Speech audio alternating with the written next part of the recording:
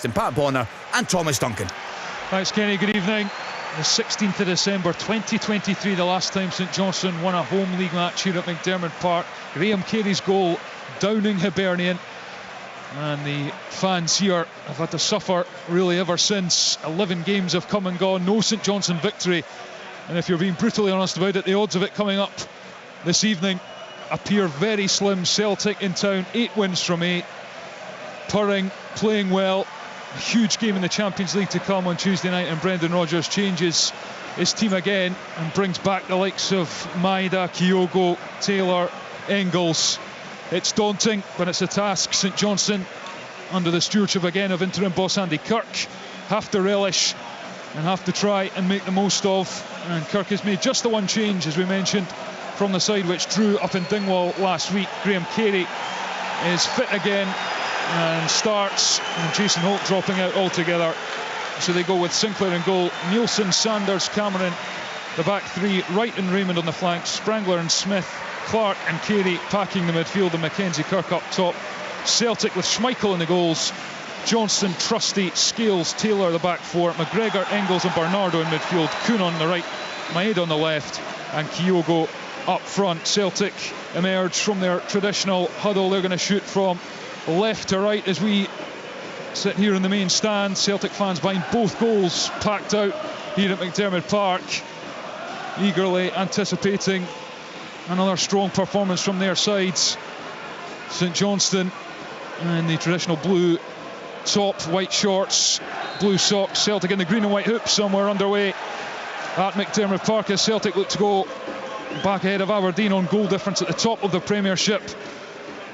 Aberdeen 3 clear with a game extra played after their win against Dundee earlier, as Kyle Cameron knocks it out on this near sides for St Johnstone. Celtic throw midway through the Saints half. Johnstone goes quickly to Kuhn, back to Johnstone on the right hand touchline, goes backwards, fires it into Trusty, left footed past the Scales. It will be interesting to see how Scales and Trusty partner up at the back. Pat Bonner, that's the first game alongside one another.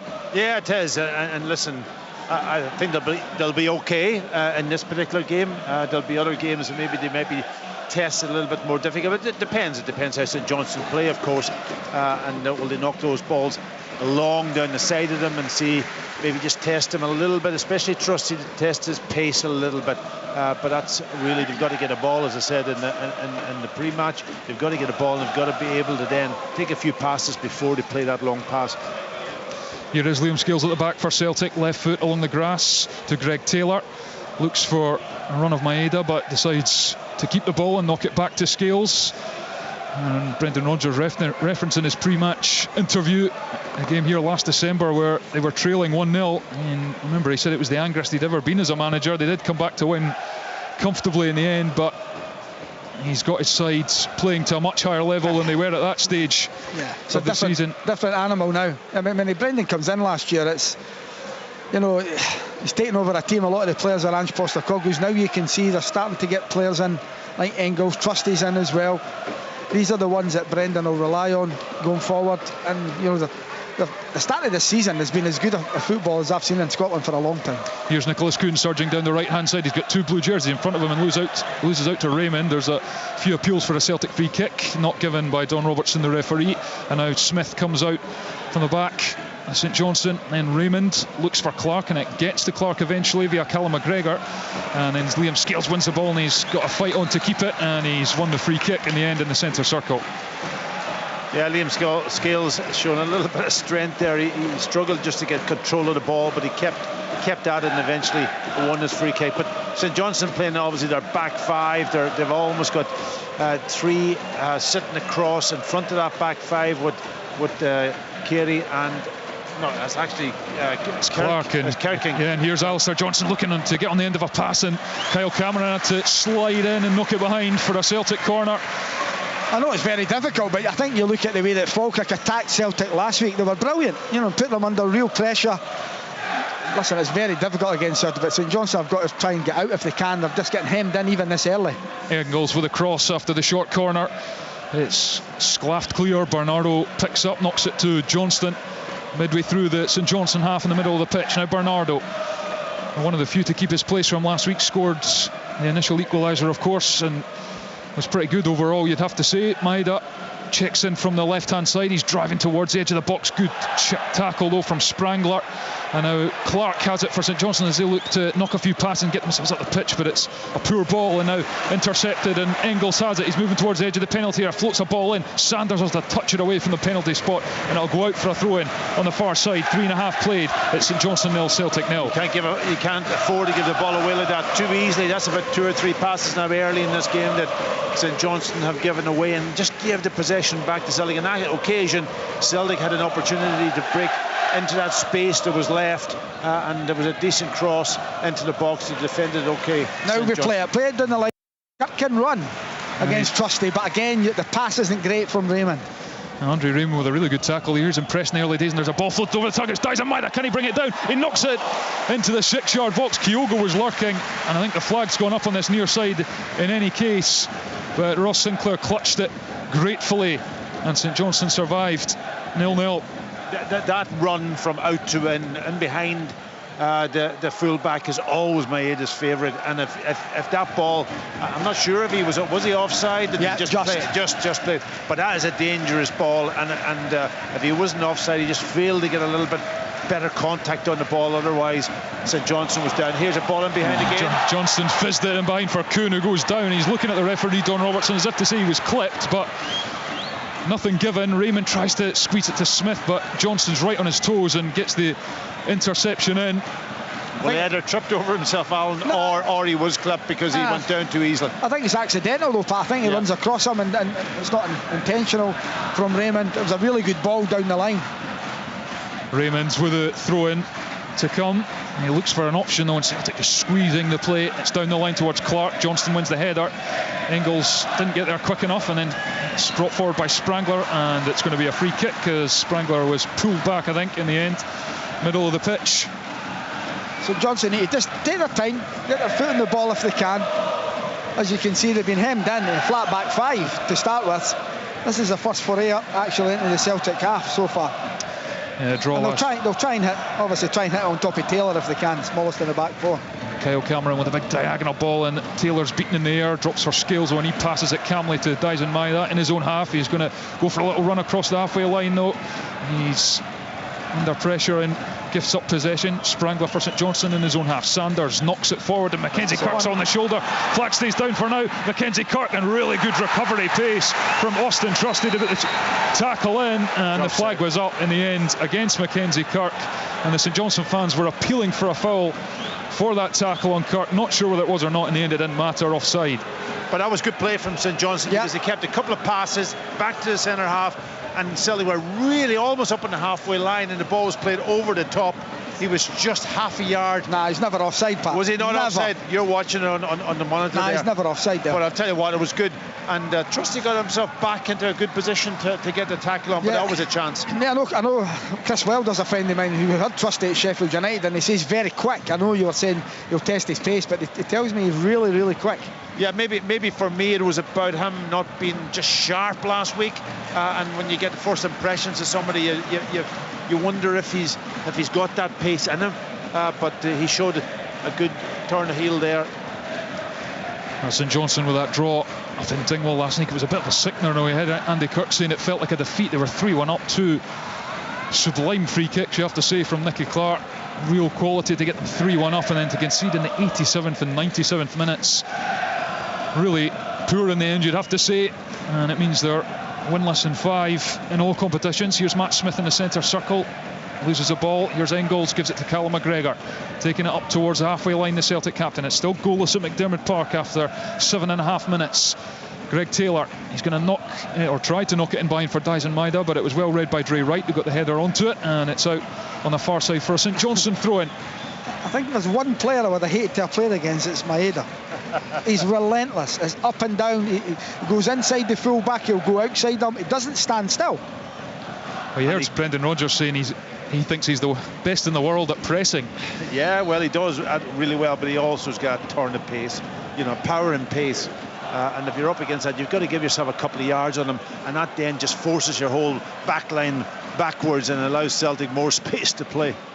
Johnstone, that's a good tackle from Matt Smith, but Johnstone regathers. Now Kuhn on the right hand side, couple of yards in from the touchline, knocks it away from Raymond, but he's really tight to him.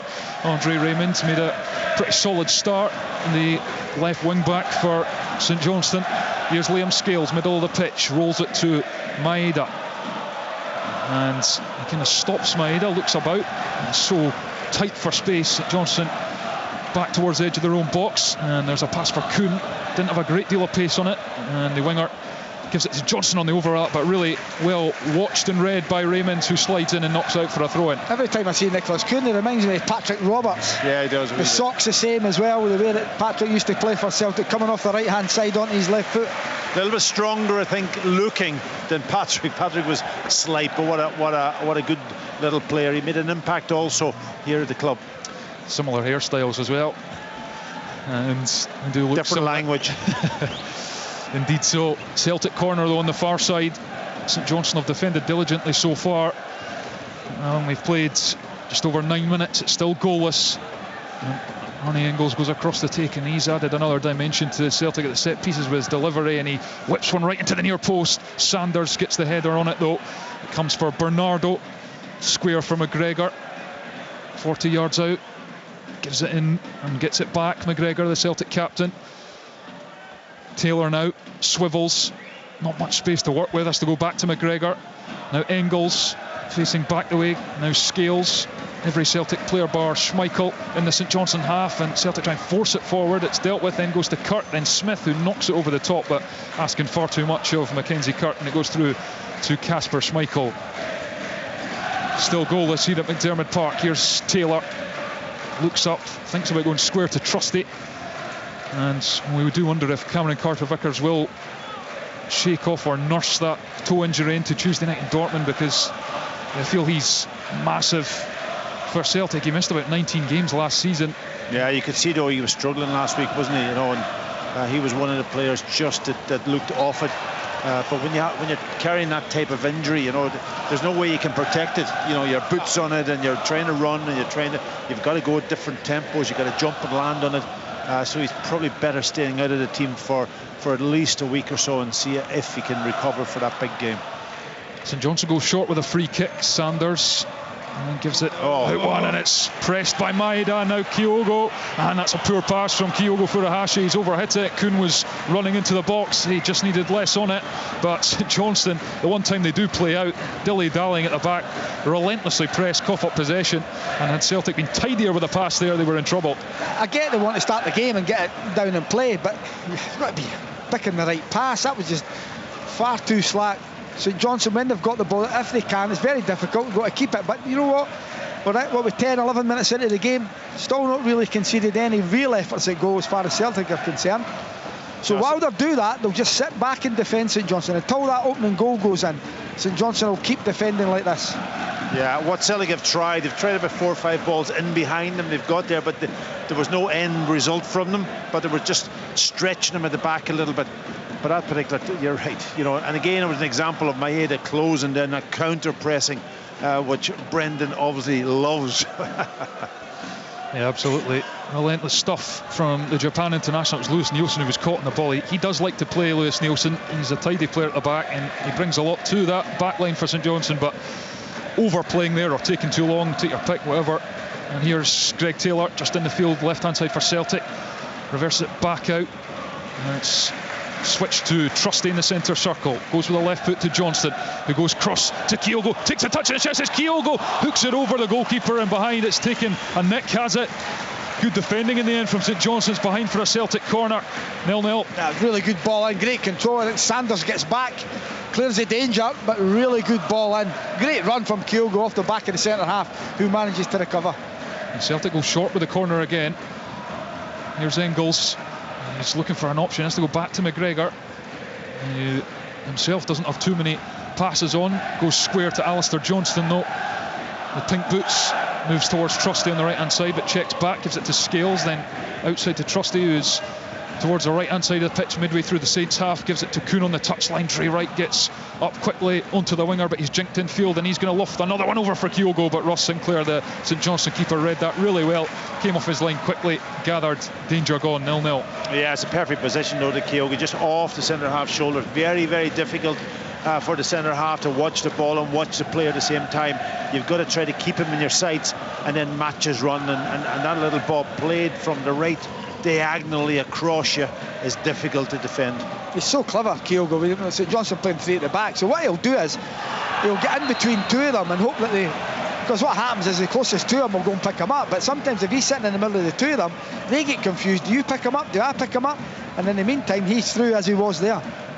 And Austin Trusty is barged into Mackenzie Kirk, which has given St Johnstone a free kick in a handy position here. It's going to bang midway through the Celtic half, maybe 7, 8, 9 yards in from the right hand side of the penalty area. Celtic playing a really high line, well outside the box. Very high, and Casper Schmeichel is only 2 or 3 yards from his goal, so there's a huge space that St Johnstone can exploit if they get the delivery right and the timing of the runs in there. Difficult to defend. And it's floated in by Carey to the back post, and Sanders is round the back and he gets a boot on it. He probably should have done better there. Maybe could have even taken it down, but it skips away from his control. Now Dre Wright though, Lewis Nielsen. Tackle from behind Bernardo, and now it's with Kyogo, intercepted though by Matt Smith, moving towards, and he's slipped into Mackenzie Kirk. Left hand side of the Celtic box, sliding challenge. Johnson blocks, the cross goes behind for a corner. Kirk's wanting a penalty off Johnson, but he's on the ground, he's sliding on the ground. He's got his hand on the ground. Down, yeah. It's a supporting arm, which is not a penalty by the rules, so they're going to, I think, we're given a penalty for that. Is the referee going to check it? I think they are, but it's his hands as a fulcrum on the ground, and it's not a penalty.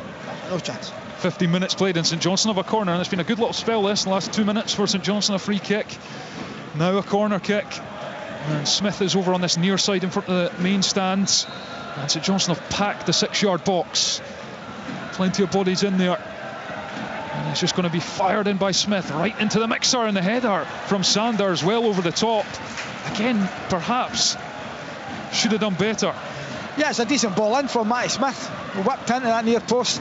Sanders there. That's him had a couple of efforts there. The last one with a free kick, I wonder if he could have went with his left foot. He tries to go with his right, doesn't get it. If he knocks it back across, it might have been an opportunity. And that one there, he gets it wrong with the header over the top of the bar. Yeah, but that's going to be, sorry Pat, that's going to be St Johnstone's best chance, a set play. Yeah, I agree. And I thought he could have went with his head also, maybe, and knocked it back across the goal.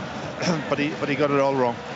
St Johnstone, of course, missing both Adama Sidibe and Benjamin Kimpioka due to suspension. They'll both be back for the next game, but due to their various indiscretions in recent weeks, which is a blow. And here's Nicholas Kuhn, 5 yards in from the right-hand side for Celtic, up towards the edge of the box. He's driving infield and he takes a little nudge, manages to stay on his feet. McGregor goes after this, puts the challenge in. Raymond goes down, told to get to his feet by Don Robertson as Alistair Johnston gives it to Callum McGregor on the right wing for Celtic. He fizzes it across the grass to Greg Taylor, bang in the middle of the pitch, then back to Callum McGregor. Celtic looking for the option, it's played through to Kyogo, and Sinclair's to save, and then it's sliced wide in the end by Nicholas Kuhn. It's that little run again, isn't it, from Kyogo, just off the centre back's shoulder, really, and making a little run, and then obviously the quality of the ball. And I thought he should have done better. I thought he had a real chance that time. The goalkeeper comes out, gets a block on it, but I thought he could have just done a little bit better as the ball just dropped him, just bounced up nicely for him, and he maybe didn't get quite the contact on it that he should have did. If you're a young striker watching this game, you just look at Kyogo. He walks and then he sprints into the hole between the two centre halves. It's a lovely ball from McGregor over the top. And you know, he's unlucky in the end, and Kuhn could have done better. If it's fallen to Kuhn's left, it might have hit the back of the net. But what a run again from Kyogo. The way he plays, he looks disinterested. He does that like Messi does. He walks a lot, doesn't look interested at all in him. And the ball's looking to be played to him. He's so quick and gets himself always in between the two centre halves. Just the 2 goals so far this season for Kyogo, one in the Premiership, and it's hurled him behind for Maeda, so quick, but even he's not that quick. As Ross Sinclair nups off his line and gathers, comfortable for the goalkeeper, the young goalkeeper, you have to say. St Johnstone with 2 young goalkeepers this season. It's been a bit of an issue for them, but Sinclair seems to have the jersey for now, and he's done okay so far. He has done well, but I mean, I think that if I was Craig Levein, I would have certainly brought on a more experienced. Meetoff was such a big player for them. You can see at Aberdeen what he's doing then, and I felt that they should have went with someone more experienced. They need leaders, you know, and you're asking a young boy to be a leader. And that's the thing that a bit of a bugbear of mine. Kyle Cameron, a lone player being your captain. You think, is there no leaders at this club? Why have you got a lone player your captain? Yeah, Liam Gordon shaped hole in the team after his move to Motherwell. Yeah, I don't mind a young goalkeeper coming into teams. I want to see young goalkeeper get opportunity. But when you come into a team that's struggling, that's really, really difficult. Here's Nicholas Kuhn for Celtic on the touchline. Gives it to Bernardo, first time to McGregor in the centre circle. And left footed past to Greg Taylor's in a central midfield position, and he gives it to Maeda. He's moving towards the left-hand corner of the box. Dies Maeda, then he goes on the outside, squeezes the cross in, blocked by Dre Wright. Behind for a corner kick to Celtic. Better from Dyson Maeda, testing Dre Wright's defensive capabilities. He stood up to the task on that occasion. Yeah, a better run, but the execution, the final execution wasn't that good. But Dre Wright, he's also quick. He's quick. Yeah, Dre can run. He left him there. He left him about a yard short on Maeda, and he's got that power and strength and pace. But the final execution sometimes is the thing that's probably letting him down. Corner to Celtic over on the far side. Engels will whip this in. He's gone to the back post, and it's right on top of the goalkeeper Sinclair, who did well to claw it away, and then Cameron hits it off Trusty and behind for a St Johnstone goal kick. But they've defended pretty well so far, St Johnstone. They have, Thomas, so far, but you know, St John, I think they've lost 5 set plays in the last 4 games. It's been a bugbear for them. Listen, it happens at Hearts as well. They keep losing goals from set plays, and that's something that they're going to have to get out if they want to try the table. They need to make sure that they've got their men attack the ball, clear the lines and get out if they can. They've done well, you know, it's almost 20 minutes on the clock against the best team in Scotland. They've limited them to a few chances, really good runs, 1 or 2 little play, and they've had a little chance themselves. His handles with a header. Yep, 0-0 here at McDermott Park. That's miscontrolled by Dre Wright, Cal McGregor, now Greg Taylor. Andy Kirk down below us said he feels he's ready to manage at this level. The former Hearts Dunfermline forwards. It's a tough task for him and his team this evening, but they've done well so far. But there's ball down the outside to Johnson, who puts it into the box. Kyogo gets across. It's Kyogo for Ashley on the touch as he falls over, and he couldn't get his foot round it, and it goes through to Ross Sinclair, and the danger is over this time for St Johnstone. Yeah, it's a good play again. Lovely ball with outside of the left foot for Kuhn to Johnson. Plays it across, and it's a good tackle at the near post. Chance is gone, but again comes to the wider area, full back inverting, going underlapping instead of overlapping. Really good run by Johnson. Kyogo came from nowhere as well, just fired right across the front post to try and get something on the end of it, but the challenge was good and he couldn't keep his footing for the second attempt. Kyogo, here's Liam Scales, turns to face his own goal and gives it to Trusty. Now Alistair Johnston, again, Kyogo's making a run in behind to try and stretch the Saints back line, but Celtic don't deliver the ball to him on this occasion. Scales with the left foot to Maeda, first time to Taylor, who made such a difference off the bench last week against Falkirk. Really drove the tempo of the performance as Johnson looks for the run of Engels. St Johnstone get the ball, Sprangler goes down, and he's told that there was nothing wrong with that. And here's Bernardo on the edge of the St Johnstone box, passes behind Alistair Johnston, just keeps it in from the right-hand touchline, goes backwards to Callum McGregor. Space for McGregor to knock it infield to Engels, but the pass is in front of Arnie Engels, or he was on his heels perhaps. Win it back straight away, and it's floated towards Kyogo, cut out by St Johnstone. Clark chests it down, and it's thumped up into the air by Lewis Nielsen. I'll tell you what, if that pass had to be more accurate from Callum McGregor to Engels, he had a lot of space there to go and pull the trigger. So St Johnstone off the hook a little bit in that one. Callum McGregor with the ball in the centre circle, left-footed pass to Alistair Johnston, bright pink boots, goes outside to the touchline, and Nicholas Kuhn. He's one-on-one with Andre Raymond. Raymond can't pin it inside, and it's Engels, cross blocked, skips up, and well watched by Ross Sinclair again in the St Johnstone goal as he comes to the edge of his 6-yard box and collects it. Yeah, the approach play from Celtic has been very, very good. I can't criticise any. They're moving the ball quickly. There's lots of pace. They're trying to put the ball in behind. It's just that final ball in the box has just let them down a little bit. You know, the ones that's fallen to Kyogo hasn't quite. He hasn't mastered the final ball, and there's been a few other opportunities also. Yeah, that was a big ball in behind from Kyle Cameron looking for Andre Raymond, but it runs out for a Celtic throw-in, and as Trusty fires it across his own box to Liam Scales. Good control from the Irishman. Now Greg Taylor on the left-hand touchline. Maeda in his own half turns, gives it to McGregor. Then Taylor. St Johnstone trying to put some pressure on and not give Celtic an easy out, but Engels knocks it to Trusty. What a start to his Celtic career. Arnie Engels has had a couple of goals from the penalty spot already. And £11 million, but early signs are it's money well spent. And here's Trusty, square for Scales. Left foot bounces along the grass. Maeda controls it on the touchline. He's moving forward, but not at any great pace, and Dre Wright comes to meet him and forces the pass to Callum McGregor. Now it's Greg Taylor. Liam Scales. Scales looks up, rolls it a couple of times to the studs and goes to Trusty, who's got a bit of space in front of him now, and he finds the grass and gives it to Kuhn, who goes beyond Raymond. Nicholas Kuhn dinks the ball in, and it's met at the near post by Cameron and up and away. McGregor controls it on the chest as the Celtic captain looks to keep St Johnstone hemmed in. Bernardo, now Taylor, middle of the pitch. McGregor, very narrow at the moment, and it's knocked forward. Bernardo can't get there, headed by Sanders. Johnston beats Raymond to the ball on the right hand side, controls it, and then Raymond goes in with a silly tackle from behind. No great force in it, but it's a daft foul to give away, and it'll be a Celtic free kick just a few yards up from the byline right hand side. 0-0. Yeah, it's a crazy foul, especially with Engels, with his ability on the ball from set plays.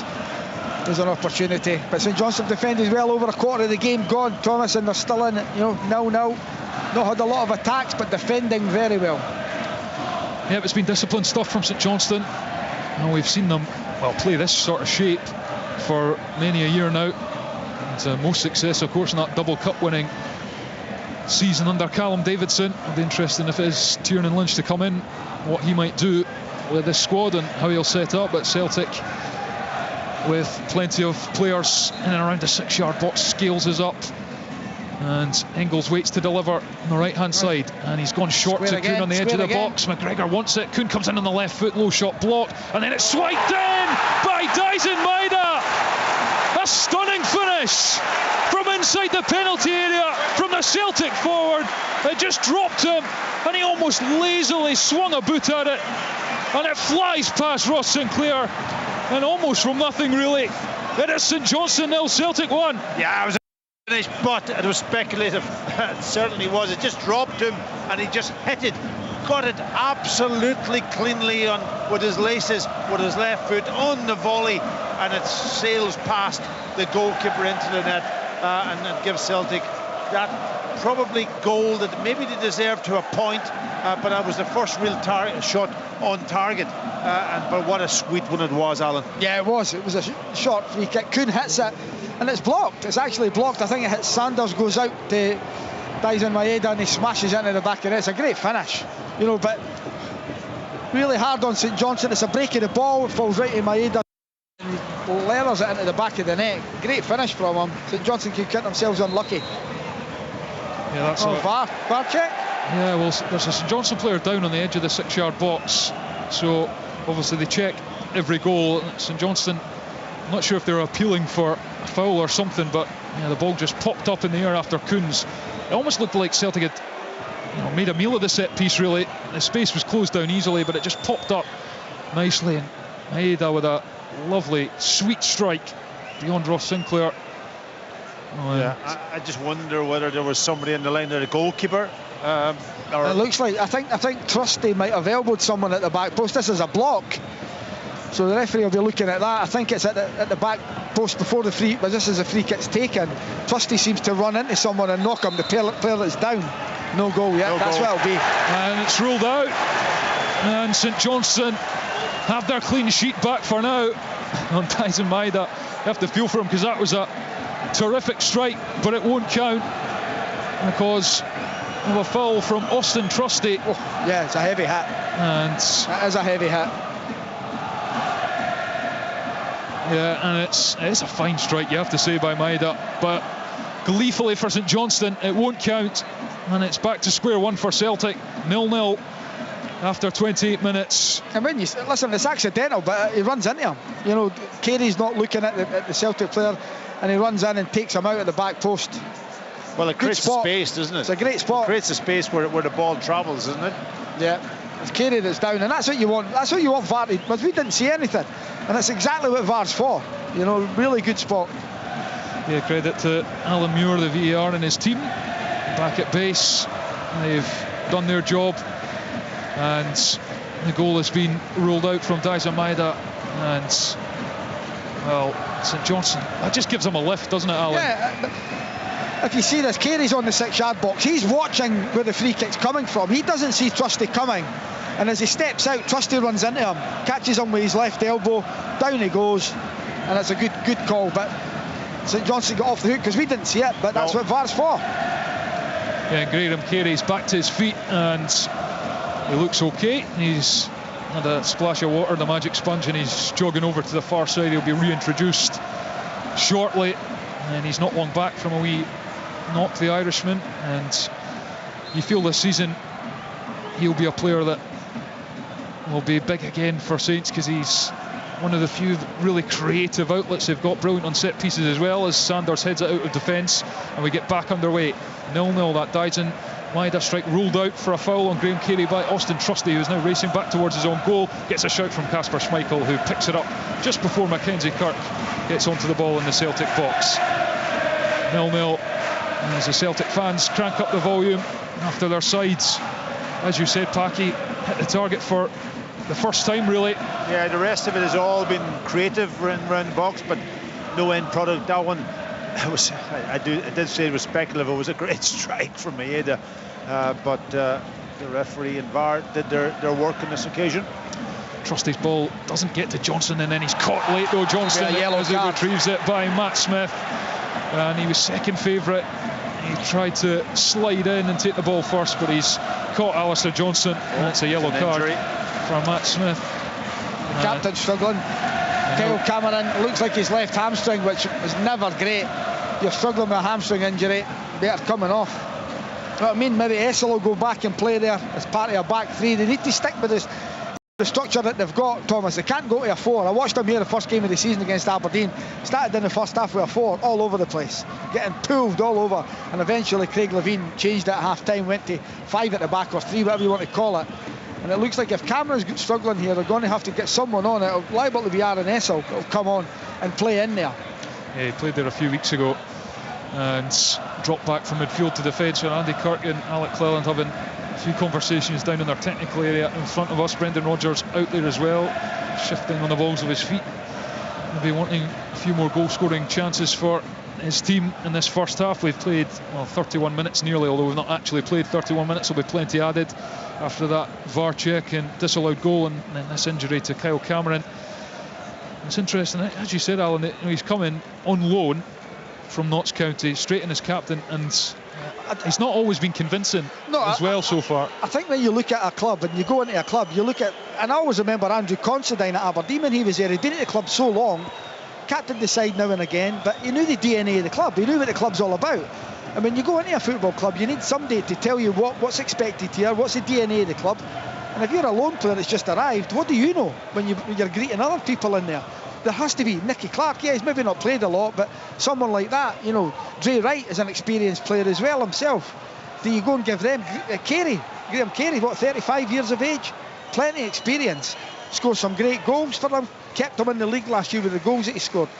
Surely there has to be someone in there that could be the captain of this football club, and I've got no gripe at all with Kyle Cameron, none at all. I don't know him at all, but I just think it's strange.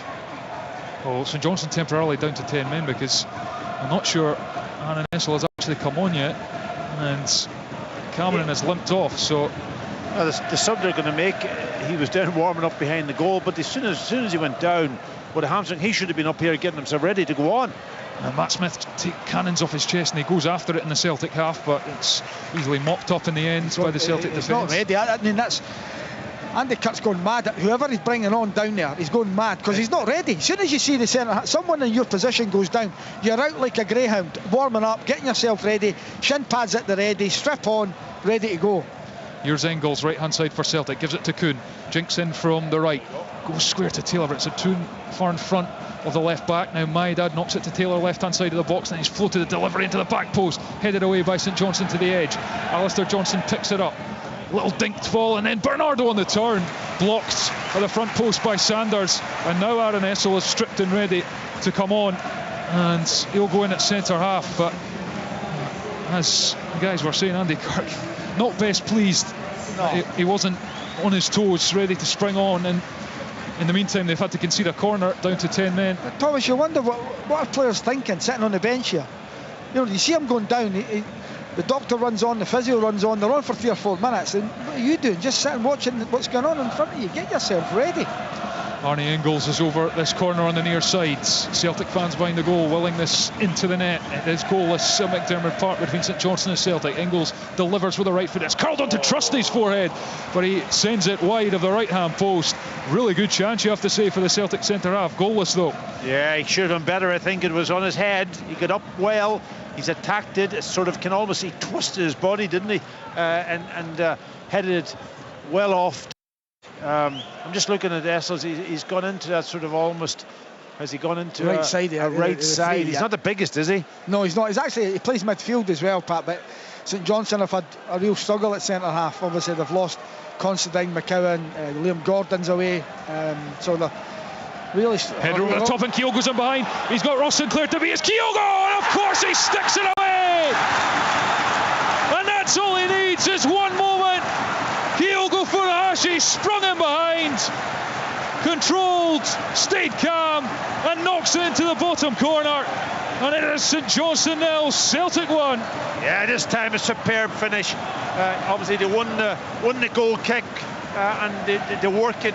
Obviously a couple of headers in there, but as soon as the ball's played over, I just think that, you know, St Johnstone defence there, as Liam Scales wins the ball, they almost need to drop a little bit, kill the space, don't get caught square, and as soon as then Kyogo get in, this time controls it, and a brilliant finish. It's a really good finish. You get the break of the ball, Celtic again, though, I think. Yeah. And it's headed down. I think it's Kuhn that plays it, just kind of hits him and goes through to Kyogo. Wonderful finish, little touch on the thigh as the keeper sinker comes out. He then just knocks it, side foots it by him into the back of the net. Really good finish from Kyogo. Did they adjust to all? And I haven't seen the monitor there. You're just watching on. Did the St Johnstone defence adjust after Scales won that first ball? Sanders heads it, so he's on the front foot going forward, and Kyogo's on side just. Here's Trusty trying to bring it out from the back for Celtic. There were precious few doubts that Kyogo was going to hit the target there as he raced through on goal. That's well won by Smith though, and here's Carey for St Johnstone in the Celtic half. Gives it to Kirk, left corner of the box. He's got Trusty and Johnston in front of him. Has to go backwards to Raymond, then back to Nielsen, who's perhaps come across the plate on that left hand side, as Kyle Cameron forced off with what we suspect might be a hamstring injury, and Maeda is on the free kick over on the far side, right on the touchline. Celtic go quickly to Bernardo, middle of the pitch. He takes a couple of touches with the right foot, gives it to Alistair Johnson, fires the pass into the feet of Nicholas Kuhn. He's got Raymond in front, gives it to Engels, who's run the underlapping run, gives it to Alistair Johnson, flick to Bernardo. Now it's Kuhn, comes inside, edge of the D, and he balloons it into the stands. It was wonderful football until the finish. Magnificent from Celtic, really good play down that right hand side, and eventually Kuhn, you think it opens up, you're on your left foot, you can see the target, try and curl it in that far corner.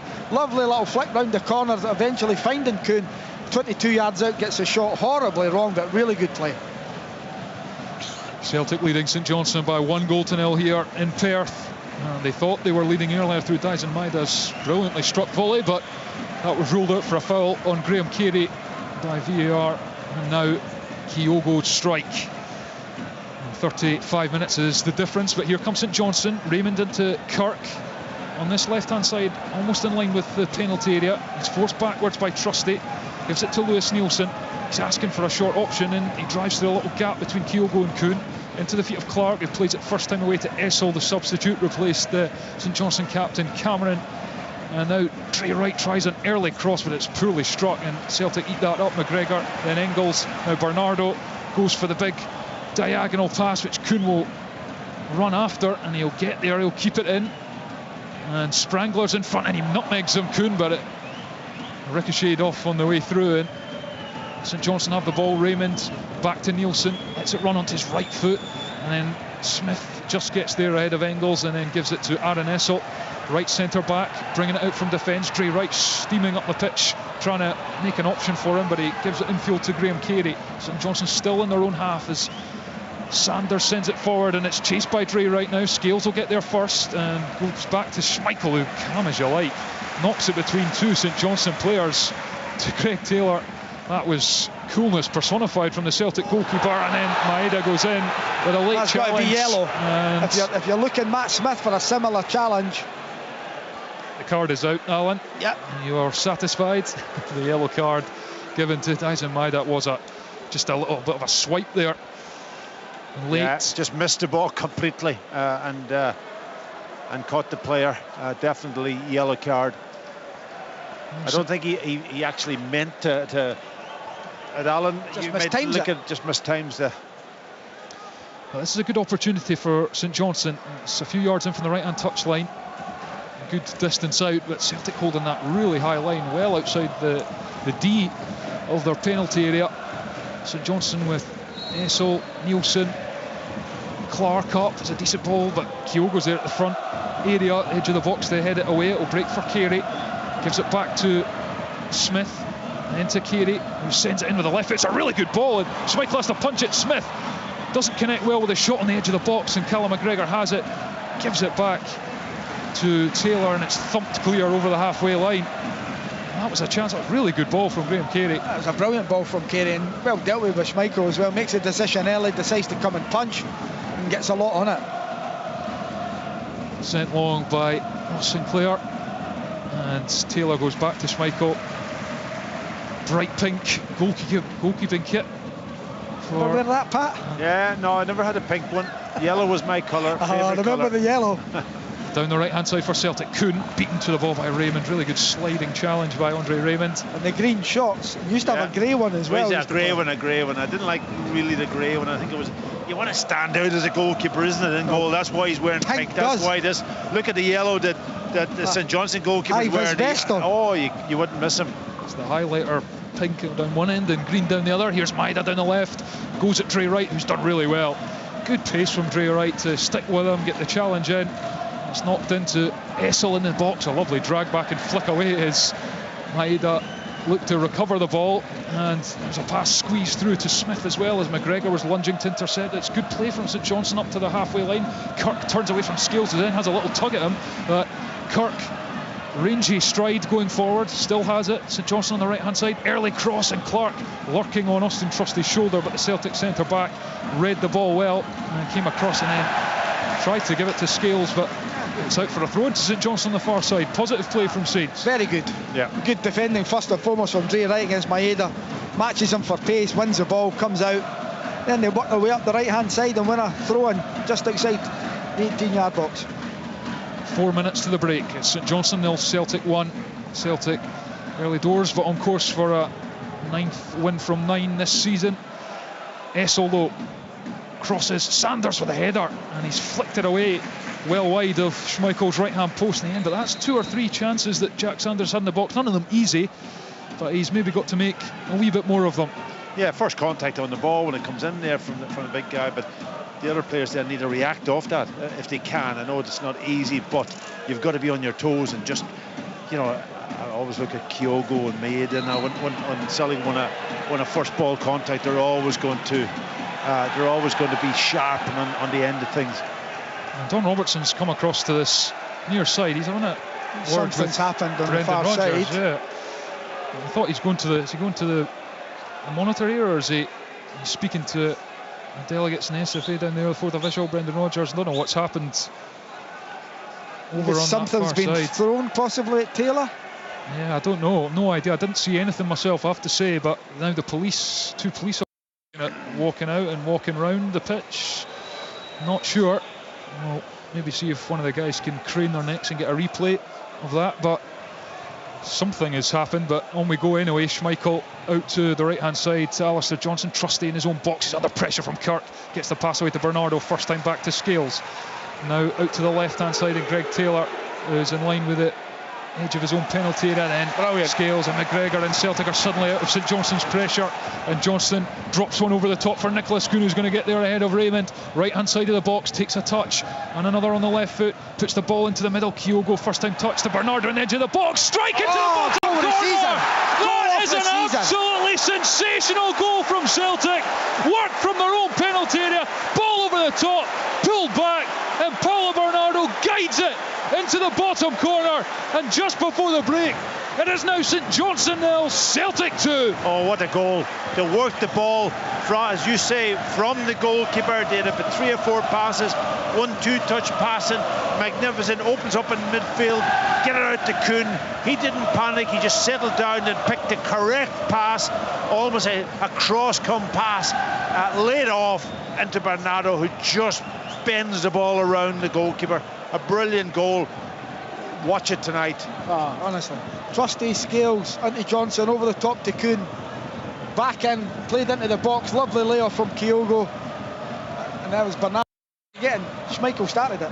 What? That is, honestly, stop the goal of the season now. As far as a team goal is concerned, that is magnificent, absolutely brilliant. It actually reminds me of a goal they scored here last season when Matt O'Reilly ended up thumping it into the top corner on his right foot. It was very similar work from back to front. It was in the other goal, and here goes Engels with a big diagonal. They're looking for Kuhn again and behind Raymond, and again he wins the foot race, flicks it over the top of Raymond as well, in a little back heel. He's showboating now.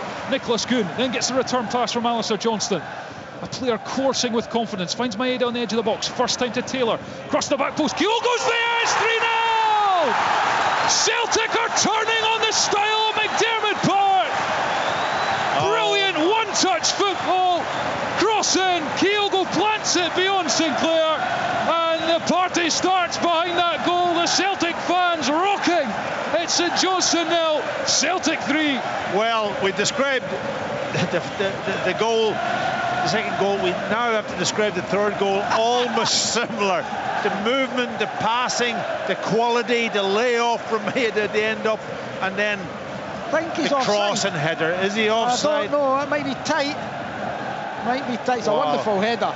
But it's a wonderful goal, Alan, the game. Yeah, just great everything, goal. every player comfortable, knowing exactly what they're doing. Kuhn to Maeda, lovely touch back to Taylor, he even flights it in, and it's a great header back through where the ball's come from Kyogo, but I think it's very tight.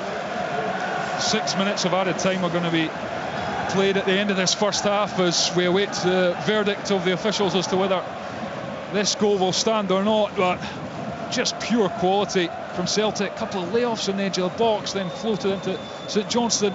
You can see, by the time it's taken, how tight this is. Again, it's Kyogo, he just peels off the centre half, but it's a wonderful whipped cross in from Taylor.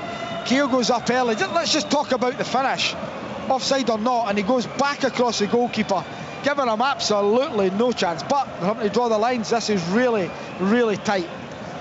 Yeah, we could be in toenail territory here at McDermott Park. The goal is given, and St Johnstone, having survived 35 minutes of this game without conceding, they lost their captain Kyle Cameron at the back, and since then they've struggled to deal with Celtic. 3 goals at the end of the closing 10 minutes or so of this first half, and the champions are motoring and in total control. Well, when you've got that quality player and they're all involved in those last 2 goals almost, and they work it through the thirds of the pitch, and then the quality in the final third, magnificent. Honestly, it's difficult to defend against that, Al. Brilliant. Bernardo's goal is as good a goal, team goal, you'll see anywhere in the world this season. Kyogo's header's brilliant, really good finish from Kyogo. He gets the break of the ball for the first one, and then bearing in mind Maeda's had one that's been ruled off as well because of the trusty free kick on Carey. Celtic are relentless at the moment. Here's Arnie Engels, gives it to Nicholas Kuhn, who is like a completely different player this season. Arnie Engels to Bernardo, first time flick, looks for the return for Engels. St Johnstone get a foot on it, but it only goes as far as McGregor. Now Taylor into the box. It's missed by everyone, and then Raymond had time to take a touch, but he's taken a poor one really and knocked it behind for a Celtic corner. St Johnstone are taking a pounding here at the end of this first half. Yeah, if you're St Johnstone players, you just want to get into half time now, don't you? You don't want to lose another one, and just set yourself down and just get back to what you were doing earlier in the game, defending well. But you've no match against a Celtic team that moved the ball so quickly, and the quality of the players. Arnie Engels on this near side, preparing to deliver this corner as he does with the right foot into the near post. Header from Nielsen up in the air, and then Clark gets the follow-up only as far out to this near side to Engels, moves it into the edge of the box, and Kuhn and Taylor. Now Engels, right-hand side, squeezes the pass, and it's Raymond who comes away with it for St Johnstone, but his pass is not good. McGregor intercepts. Engels now, good strength to just fend off Mackenzie Kirk for Arne Engels. Now McGregor turns to face the Saints goal. He's a good 40 yards away, gives it to Trusty. Now Scales rolls it with the studs in the centre circle, touch with the outside of the boot. Now to Greg Taylor and Johnston.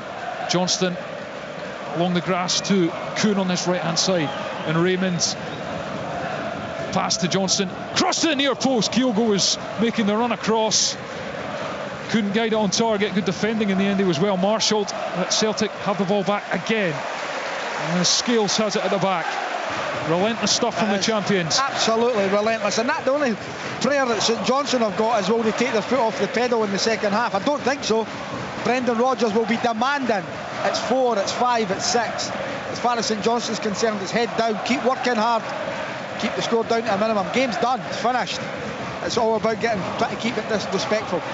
And it will extend to 30 games without a win. That's certainly what it looks like for St Johnstone at this stage, as we enter the final 2 minutes of the 6 added, and it's Celtic 3-0 up.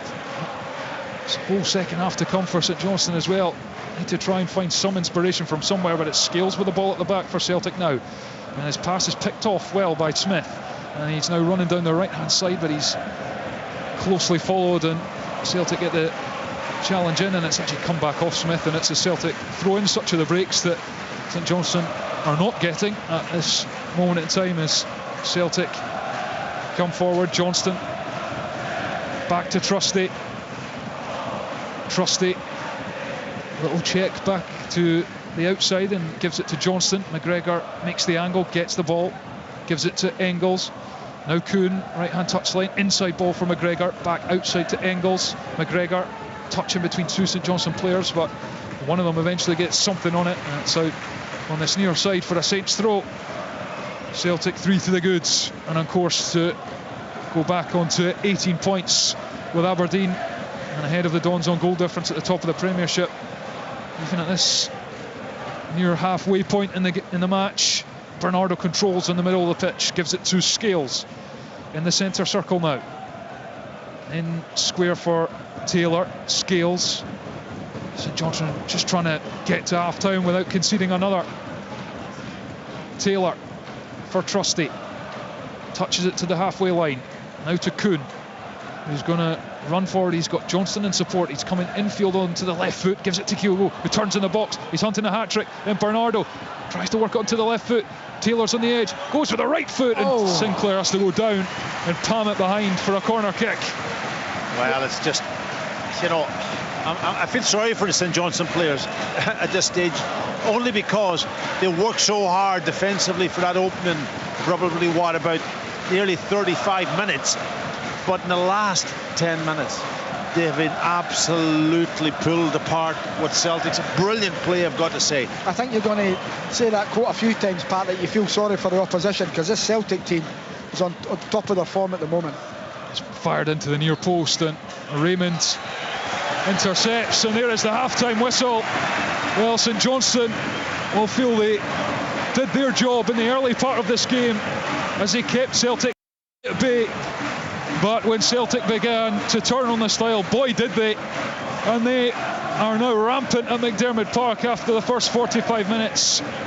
Kyogo went in behind and knocked one into the bottom corner. A wonderful move from back to front, ended with Bernardo firing in from the edge of the area before Kyogo planted another one in with a head to finish off another tremendous move right on the stroke of half-time. Before any of those went in, Dyson Maeda had one ruled out as well.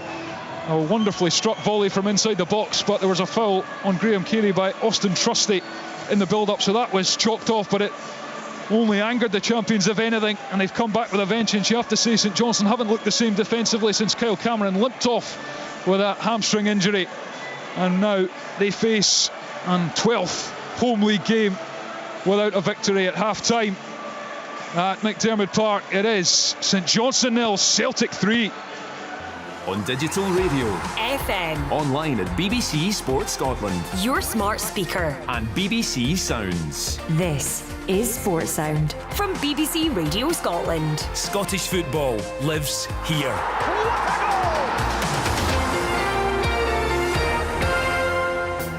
On BBC iPlayer. Somebody need a hand? I'm branching out to new islands with new clients. Wow, look at that!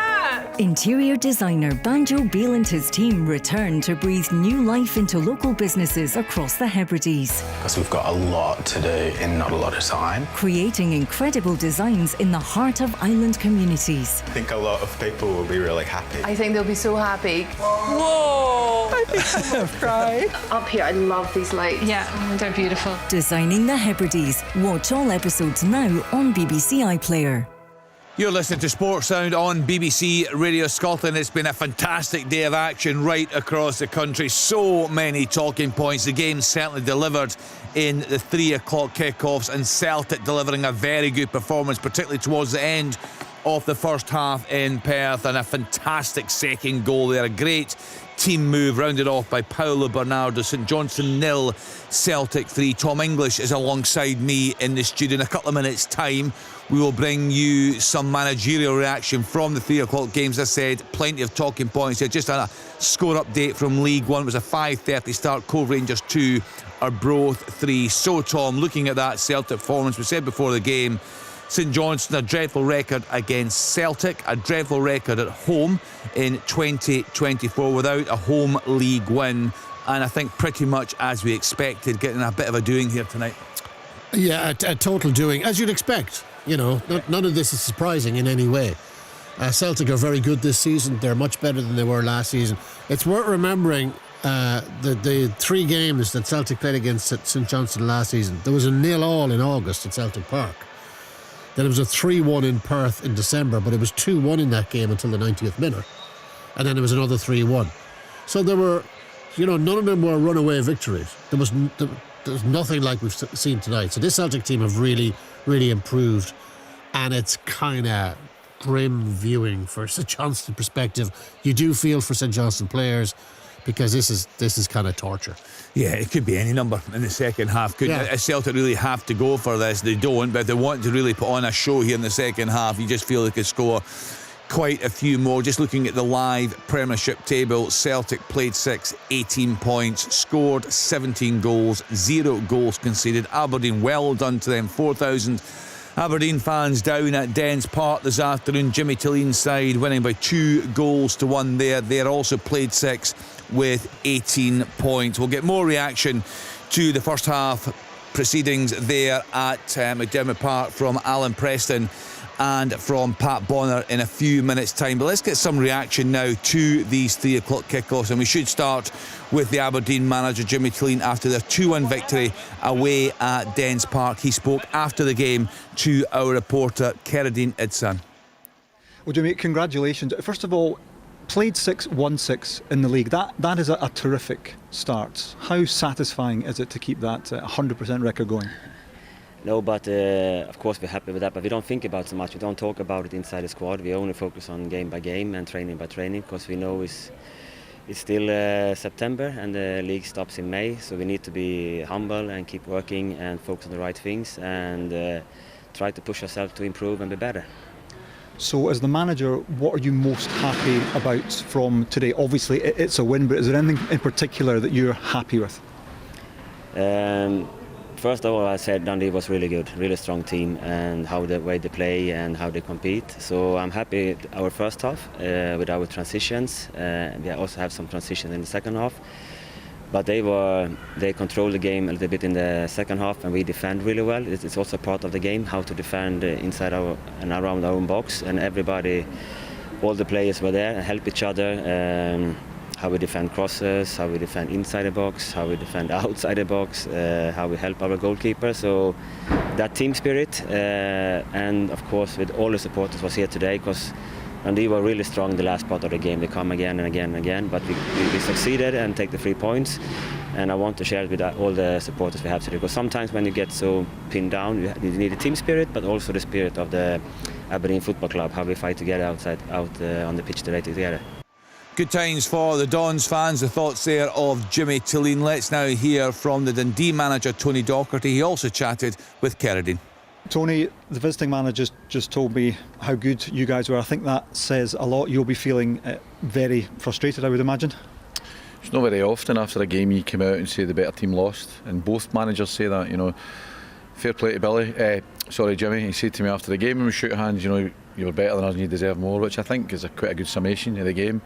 I feel as if, you know, I'm disappointed that's an unbeaten run done, but if I get that consistent level of performance from our players, then with all averages we'll win more games than we lose. I thought our level of performance was excellent today, particularly in that second half, but you know, it's something we need to address. We've gifted 2 goals. You know, I think if you look at the statistics of the game, they had 2 shots on target. You know, we'd 6. I think we'd an expected goals of 1.5, they had 0.5. So really sometimes you don't get your rewards for what you put in a game. But I'd like to think things level themselves out over the season. I've just reiterated to the players there that consistency of performance will make sure that we're okay. But obviously I'm absolutely gutted today that we didn't win a game that we deserved to win.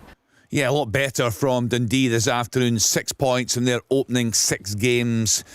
Tom, as we've been saying for many a week now, Aberdeen very, very good under Jimmy Tilleen, and that backing, you know, we saw the pictures coming into the studio here, and I also thought Papa Gay out the side today, he's injured, waiting to hear the extent of that, but Kevin Nisbet, a really good signing. It was a nice cool finish from him, wasn't it, for the opener? It was, yeah. It was a lovely finish, lovely build up, but it was, you know, for both Aberdeen goals, Dundee's defending was really, really poor. But I think I agree with both managers there. Dundee were good. They grew into the game. They asked a lot of questions. They had, you know, as Tony Doc says, it's six shots on target to Aberdeen's 2. You know, the stats show the game 52% possession, 52.8% possession for Dundee. They had a lot of the game. Yeah. And maybe they were the better team. But this kind of performance, where Aberdeen just have to grind it out in front of a fantastic visiting support, that kind of win is worth its weight in gold, because they were pushed to the wire.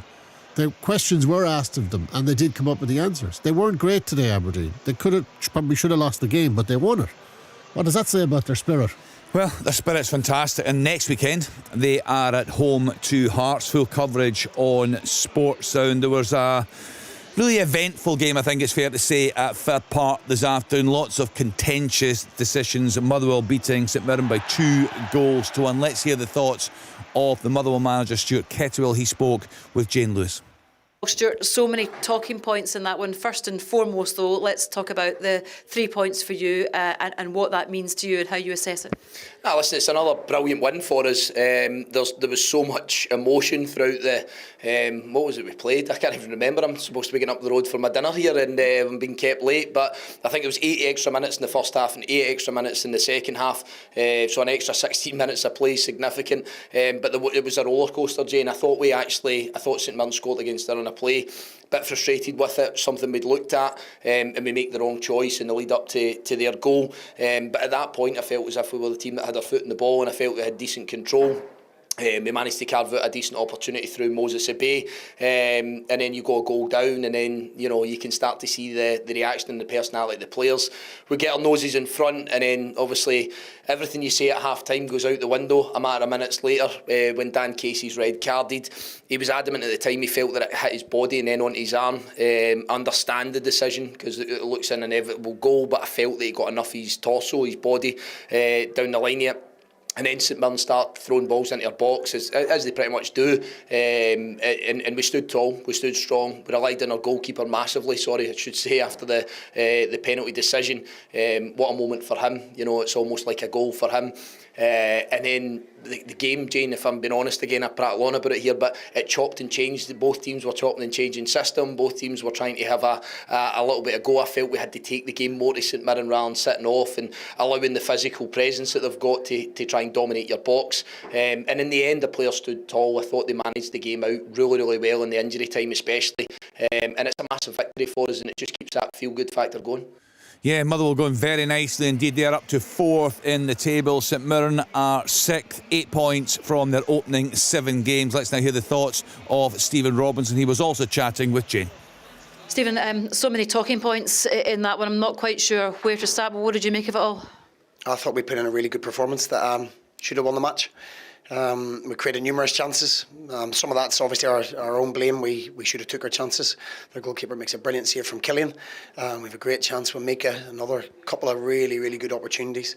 I thought we dominated large parts of the game. When we went to 10v10 was probably the disappointment, because we didn't create enough. We tried to get players into wider positions to create 1v1s. We didn't do that enough. So that's our bit that we can better with. But sometimes you lose games and you put good performances in, and managers get criticised for backing their players. But I can't say too much bad things about the players today, rather than we could have taken chances and been in control of our own destiny out with decisions.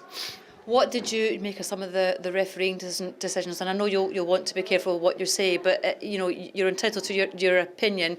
Certainly the sending off, St Mirren sending off for second yellow, Scott Tanser. First of all, your opinion on that? I don't have an opinion on that. That's not going to only control what we're in control of, and that's taking our chances. You've just alluded to it, so you obviously believe that yourself in terms of the decisions, but we can't control it. As I say, I'm not going to be not standing on the touchline next week by criticising people. It's clear for everybody to see. We can only be better at finishing. We can only take our chances better and take a good performance without the result and try and build on it for next week. Have you seen any of the footage again? For example, Lennon Miller's second goal. I know the VAR checked it for handball on his way through to goal. What did you think about that? I haven't seen them. You haven't seen it? No, we haven't got the ability to see that yet, but I'm sure I'll be showing it over the next few hours.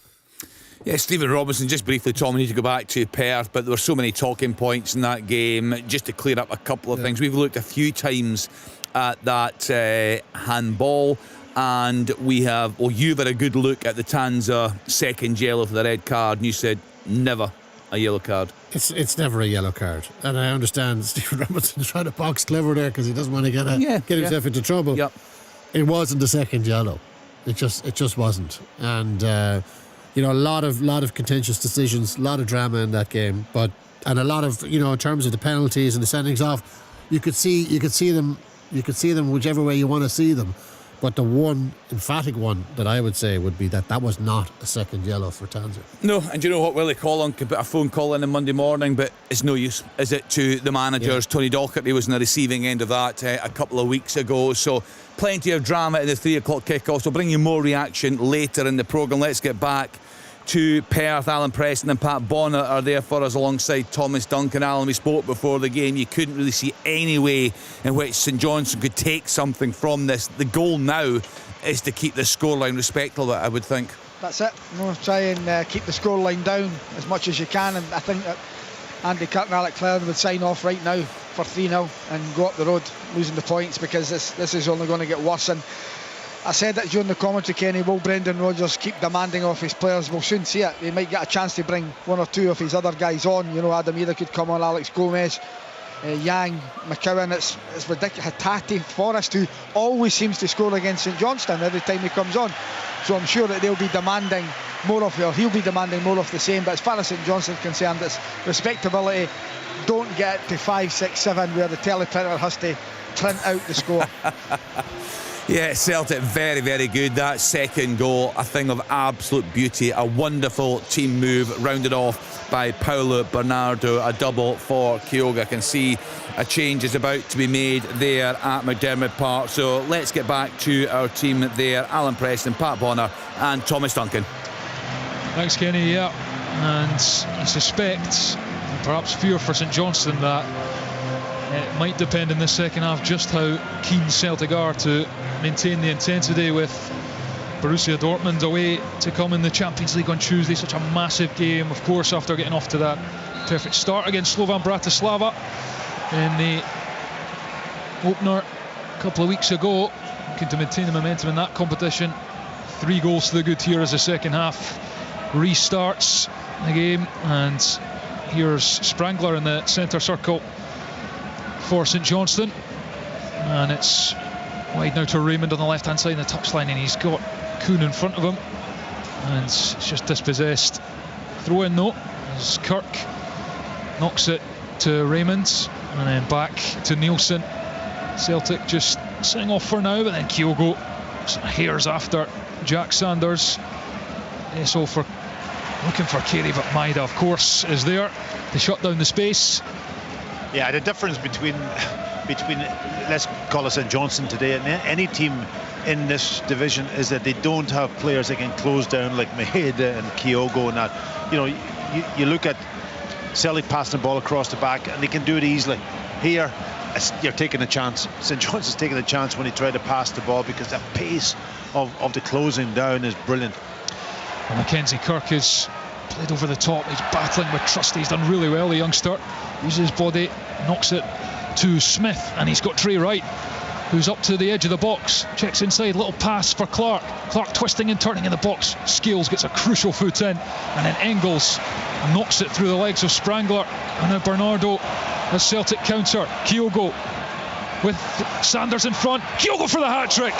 Smashes it just over the bar, and it stays at 3-0. A glimpse of Celtic on the break there after good work initially from St Johnstone up the other end. Yeah, it was a chance for the other end of St Johnstone with Dre right into Nicky Clark. Just couldn't get the ball out his feet. Then quickly Celtic counter-attack, and it's Kyogo one-on-one with Sanders.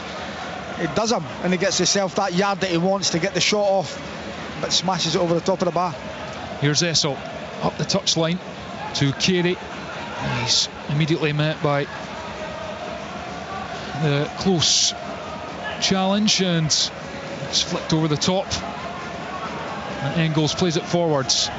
Sanders takes it the centre back for St Johnstone, and Nielsen takes it out from defence, gives it to Essel, centre back for St Johnstone. Again, Maeda's there. There's no free passes there for St Johnstone as they try to get some possession. Incidentally, Greg Taylor has gone off and Alex Baye has come on for Celtic, so I don't know if that was to do with an incident over on the far side, whether it's precautionary, whether it's just resting. No, I think the incident over the far side, I just checked, it was about they were showing the replays on the big screen, and they're not allowed to do that. Yeah, I think there was a reaction then from the crowd, and I think that was the issue. I see. Well, either way, Greg Taylor perhaps just being protected with Tuesday night in mind, so key. But here is Alex Baye, Celtic free kick. He rolls it to Scales, who takes the free kick to Schmeichel. Baye, I mean, he did okay last week, Packy, but like a few others, and he lack of game time. Yeah, and you know, he was up against a very dangerous player that, you know, last week. Strong physical player, and he kind of struggled in that department, but he's got qualities. Of course he's got qualities, especially when he gets himself into forward positions. Well, here he is up towards the edge of the box, tries the 1-2 with Maeda, and then he goes up against Trey Wright and he's just out muscled. But that's probably, well, maybe perhaps a big reason why Barcelona are willing to let him come on loan to a league like Scotland, is to get him to build that physicality in his game, Alan. That's exactly what it is, and it's a perfect time for Brendan Rodgers to put him on. The game's done. You know, it's nice and easy for them now. For Celtic, he'll get a lot of possession, he'll get forward, they'll try and create chances if he can, and that's the problem. St Johnstone they just don't look comfortable at all. Essel's come on and he's all over the place. And it's out on this near side in front of Brendan Rodgers. Throw in to Celtic. The champions, 3 goals to the good, on course to go 9 from 9. Can St Johnstone salvage anything, even a bit of confidence from this second half? We've played almost 5 minutes of it. Still 3-0, and still on in a couple of minutes time. If you want to stick with us in this Premiership coverage on Sports Sound Junior Radio to 810 medium wave or Radio Scotland Extra on BBC Sounds. And here It's Coonan from the right hand side, back to the outside to Johnstone, tries the little flick pass and it's blocked by Smith, and he fires it down and out for a throw in on the far side. Throw in, and Coons fetched it just on the byline, and he's squeezed out, and Johnstone in from the right, gives it back the way. Pink boots of Johnstone tries to roll it onto the outside where Flair was making a run, and then there's a heavy challenge and Raymond limps away, and it'll be a St Johnstone free kick over on the far side. What would Andy Kirk have been saying at half-time, Alan, to his troops? Hide behind the settee, don't come out, just stay there. Nah, you've got to just say, try and win your own personal battles if you can. Keep the scoreline down, make sure that you're not giving easy chances away, don't lose possession as they have done. Essel's lost possession, Nielsen's lost it in the first half. Don't give this Celtic team any chances at all. Let them create, that's fine, because they will create because of the good side, but don't put yourself under pressure. Yeah, it's difficult for the head coach when you go 3-0 down the first half, but he must look at that first half hour and try to say, well, here's what you were doing well, so stick with that. Maeda slips it to Bernardo, left hand side of the box. Good tackle from Essel, and then he's knocked it out. He's tried to give it to Sanders, but he's put it behind. That's the silly Celtic mistake. Corner. Yeah, that's the silly mistake to put the pressure on. That's what I'm saying. You don't make mistakes like that. Sanders could easily have cleared that one. Should have booted that the park. Celtic corner. Engels. There's another ball on the pitch, so we'll not get going for a while yet. On this near sides. Engels being told to wait, and we await the corner. In the meantime, if you want to stick with us on Sports Sound and listen to St Johnstone against Celtic, tune your radio to 810 medium wave and BBC Radio Scotland Extra on BBC Sounds. Engels fires in the corner, and it's flicked away at the near post by Clark, and Kuhn is battling with Clark. Celtic fans want a penalty. Waved away by the referee Don Robertson, and Clark's done well because he's won the goal kick off Maeda.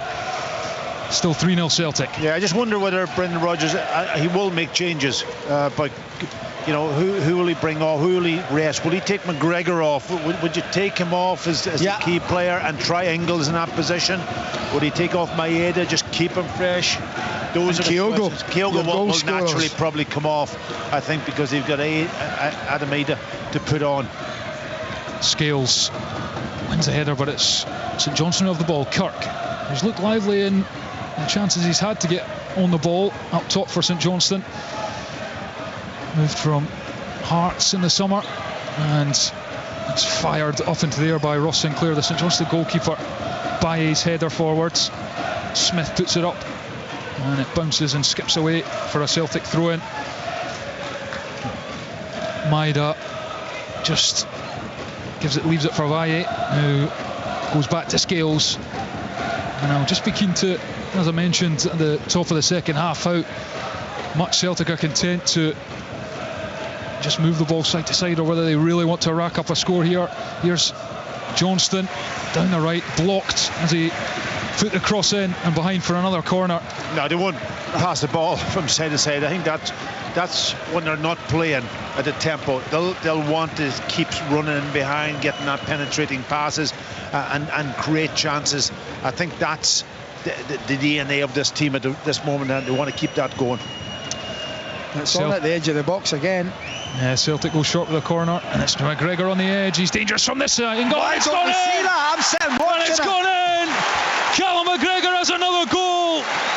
What a brilliant start to the season the Celtic captain is having. Work to the edge of the box. He takes the strike with the left foot, and it finds its way low past Ross Sinclair, and it is now St Johnstone 0, Celtic 4. Yeah, I'm sorry, the goalkeeper, even though you're blinded maybe when the shot's hit, you've got to get into a position where you try to see the ball, and you've got to make an effort. You just can't let it. It was a good strike, don't get me wrong. Low, hard, down to his left-hand side, near post, but he's picked it up. There's huge space, and you can talk about that first, but the goalkeeper's got to react to it. Yes, he's blinded, but he's got to go for the ball. Yeah, he doesn't set himself. His weight's on his right hand side, the ball goes to his left. But I'm sitting here saying this is on at the edge of the box. Has no one watched from St Johnstone. Celtic this season with McGregor getting the ball at the edge of the box. This is what your analysis is for. Engels fits a pass in the middle. It's Nicholas Kuhn, saved by Sinclair. St Johnstone being blown away at the moment. Carey fizzes it into Trey Wright, who just boots it away, trying anything to relieve the pressure. It was a brilliant ball from Engels. You know, kind of almost a disguised reverse pass to pick out Cooney. Just got the control away from it slightly to allow the goalkeeper to make amends for that. I think a mistake for the goal. But he's come out this time, spread himself and made a very, very good save. But good play from Engels, I've got to say. Callum McGregor with 4 Premiership goals already this season, and they've all been pretty similar, it has to be said. And hello to FM listeners who are still with us for the moment as we bring you live coverage of St Johnstone against Celtic here on Sports Sound on BBC Radio Scotland. Celtic 4 goals up, and it's a nervy pass back to Ross Sinclair, and then kind of sclaffs at it, the goalkeeper. It's up into the air and Johnston controls it, gives it to Nicholas Kuhn on the right hand side. He's got Raymond in front of him, knocks it to Engels, who curls one to the back post where Kyogo's lurking, but Essel beats him to it, and Sinclair can't prevent the corner, and Celtic just keep coming and coming and coming, and St Johnstone, well, I think we've quite like the full-time whistle now, but we've... I remember, Thomas, in years gone by, Pat, we used to say Celtic, this could come down to goal difference end of the season. Not this year. This will come down to points, and it'll be a lot of points. Arnie Engels with the corner on this near side. The Celtic hunt more goals. They've got 4 already. Without reply, Engels curls it into the edge of the 6-yard box, off the chest of Trusty, who's trying to hold off Essel and work the space for a shot. He's forced to turn away, gives it to Bernardo on the edge, who's scooped his cross high and wide of the target, and it's still St Johnstone 0, Celtic 4. St Johnstone, well, you have to feel sorry for the St Johnstone fans. December last year, the last time they saw their team win here at McDermott Park in the league, and that's going to stretch another week towards a year as Cammy McPherson has been readied down in front of us. And on FM coming up, it's Take the Floor. Stick with us here on medium wave, 810 medium wave, and Radio Scotland Extra. We'll continue with live commentary here from McDermott Park. 4-0 Celtic leads, cruising back to the top of the Premiership on goal difference, level on points with Aberdeen, both on 18, and Celtic surely will be come the 90 minutes. We've played 12 and a half in this second period. Carey for St Johnstone in the Celtic half, gives it infield to the substitute Cammy McPherson, and then back to Raymond. McPherson, heavy touch, but he's swarmed by 4 green and white hooped jerseys. Has to go back to Sanders, who under pressure shells it out the park, and St Johnstone just don't get a second even to just get a couple of touches on the ball just to try and set themselves and build something. It's tough going out there for the men in the blue jerseys. Yeah, it's great for a manager when you know you want players to, you know, almost counter press, but when you can show the evidence of it from game to game and the results that you're getting from it, that makes your almost conversation with players so much easier. And he's getting that at the moment. Every single player in the Celtic team are really working hard for each other. And here is Callum McGregor with a challenge, and Graham Carey wearing the armband for St Johnstone, moving forward down the right, gives it to Dre Wright with the bright boots, comes inside away from Maeda, along the grass to Cammy McPherson, who's just replaced Nicky Clark for St Johnstone, and wide to Raymond, tries to go on the outside, but forced inside. He's done well to get to the edge of the box and get the shot off, and Schmeichel dived but didn't need to make contact because it was wide of the target. Still 4-0 Celtic. Yeah, that's a rare foray up the park for St Johnstone, and Raymond on his right foot, weaker right foot, drags his shot wide. Been easy for them. It's actually party time, you can hear the supporters. Yeah, Celtic they're fans enjoying it. Absolutely behind both goals here in Perth, and fair play to some of the St Johnstone fans who are still here and cheering on their team and hoping for something, because with a new manager coming in, and if it is to be Tiernan Lynch, then they want to have some momentum, something to for the confidence to grow a bit. You wonder if he's sitting watching this and having thoughts. I'm sure he'll have many. Even he's given up. What has he given up? The Conference League or Europe? Conference League, yeah, given up that. And coming from a winning team, the team that's doing well, and that's not easy. And you don't have an opportunity to bring in players that you want or any of that nature until January. So Celtic clipped away by Kasper Schmeichel to Kuhn on the right hand side, and Johnstone picks up and knocks it back to Schmeichel, the goalkeeper, who is still yet to concede a league goal this season. Celtic can equal the 1906-07 team by going 6 from 6 without conceding this evening. They're well on course to do so. Bernardo, if they can keep St Johnstone out at the other ends. The Saints haven't had a shot on target yet, so it appears a distinct possibility. Here's Trusty, left-footed pass to the right-hand side, and Kuhn comes in from the touchline, floats the left-footed ball into the near post, with the touch from Engels is heavy, and it goes behind for a St Johnstone goal kick.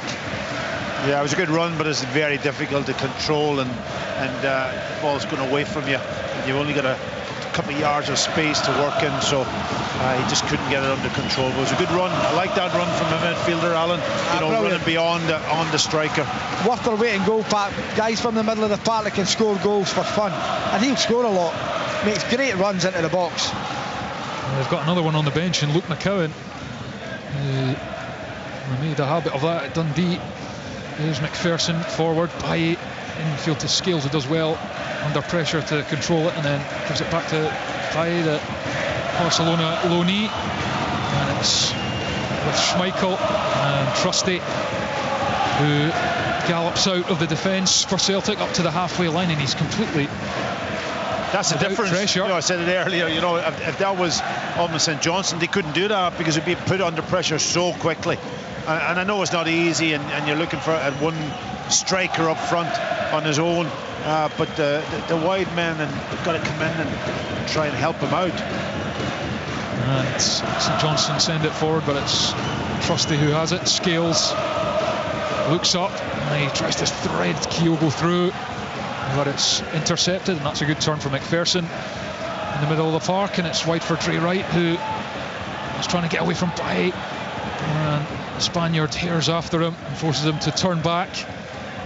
Back heel flick to Carey, who spreads it into the centre circle for Nielsen.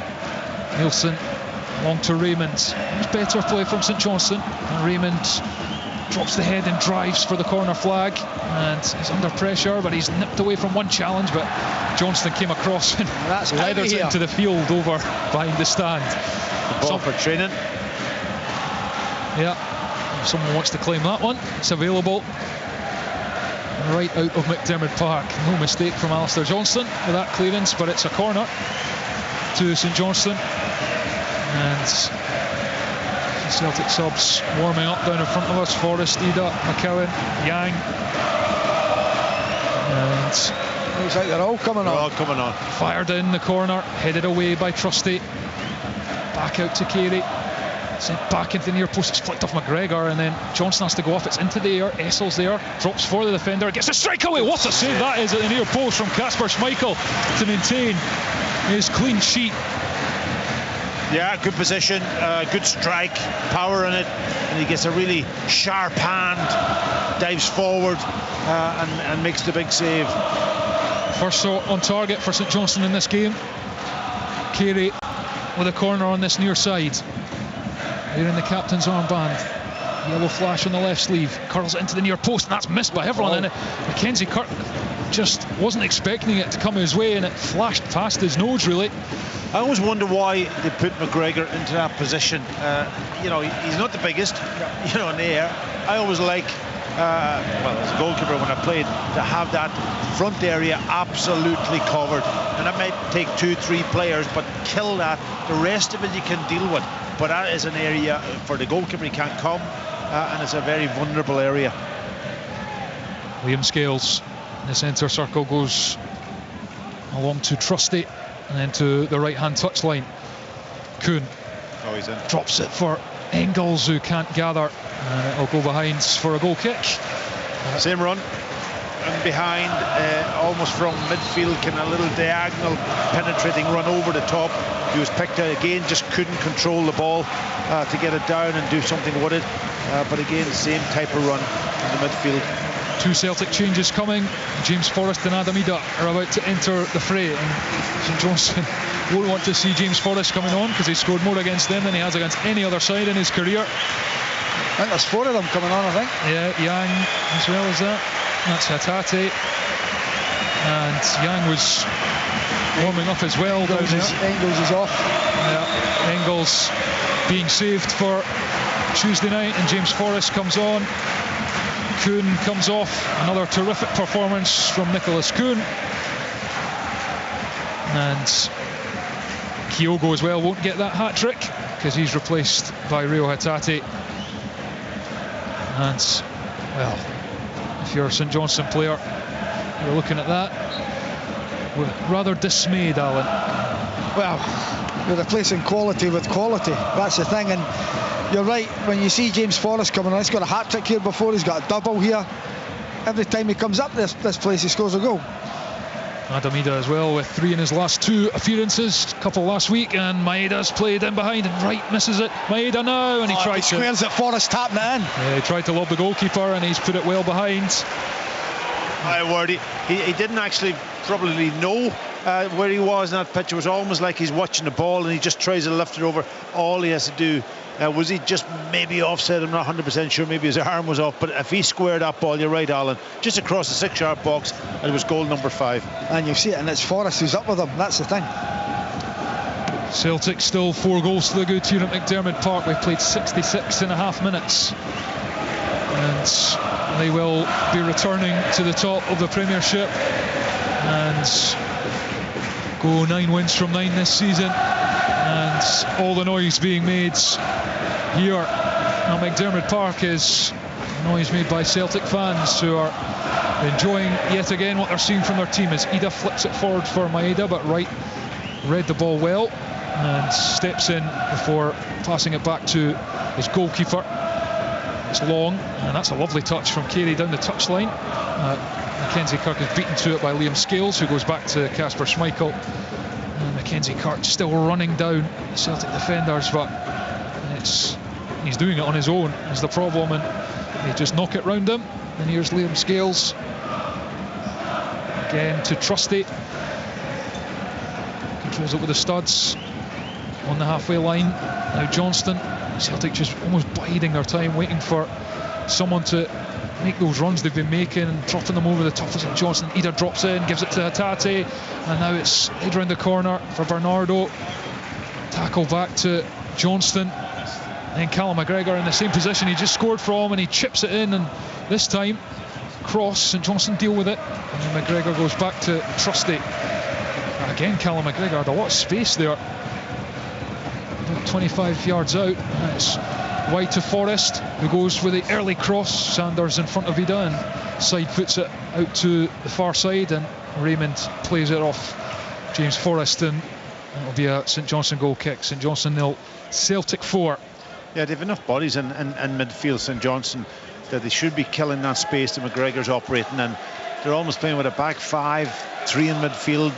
They're sticking to almost Carey playing as a auxiliary striker, isn't he? But he's kind of lopsided over on this right hand side from Mackenzie through the middle. Sinclair takes the goal kick long. Trusty drops back and beats Mackenzie Kirk in the air. McGregor with a little prod with a toe. Trey Wright's in there, and Carey comes out with the ball for St Johnstone outside of the boot pass to Smith and McPherson. Now Raymond. St Johnstone, well, Thomas, the St Johnstone season won't be defined by games like this. We go to Ibrox next week, next Sunday. Tough game again. Season won't be defined by that, but they need to start winning games. When they beat Kilmarnock early on, yeah, Kilmarnock got a man sent off. That was, I thought, great, good start for them.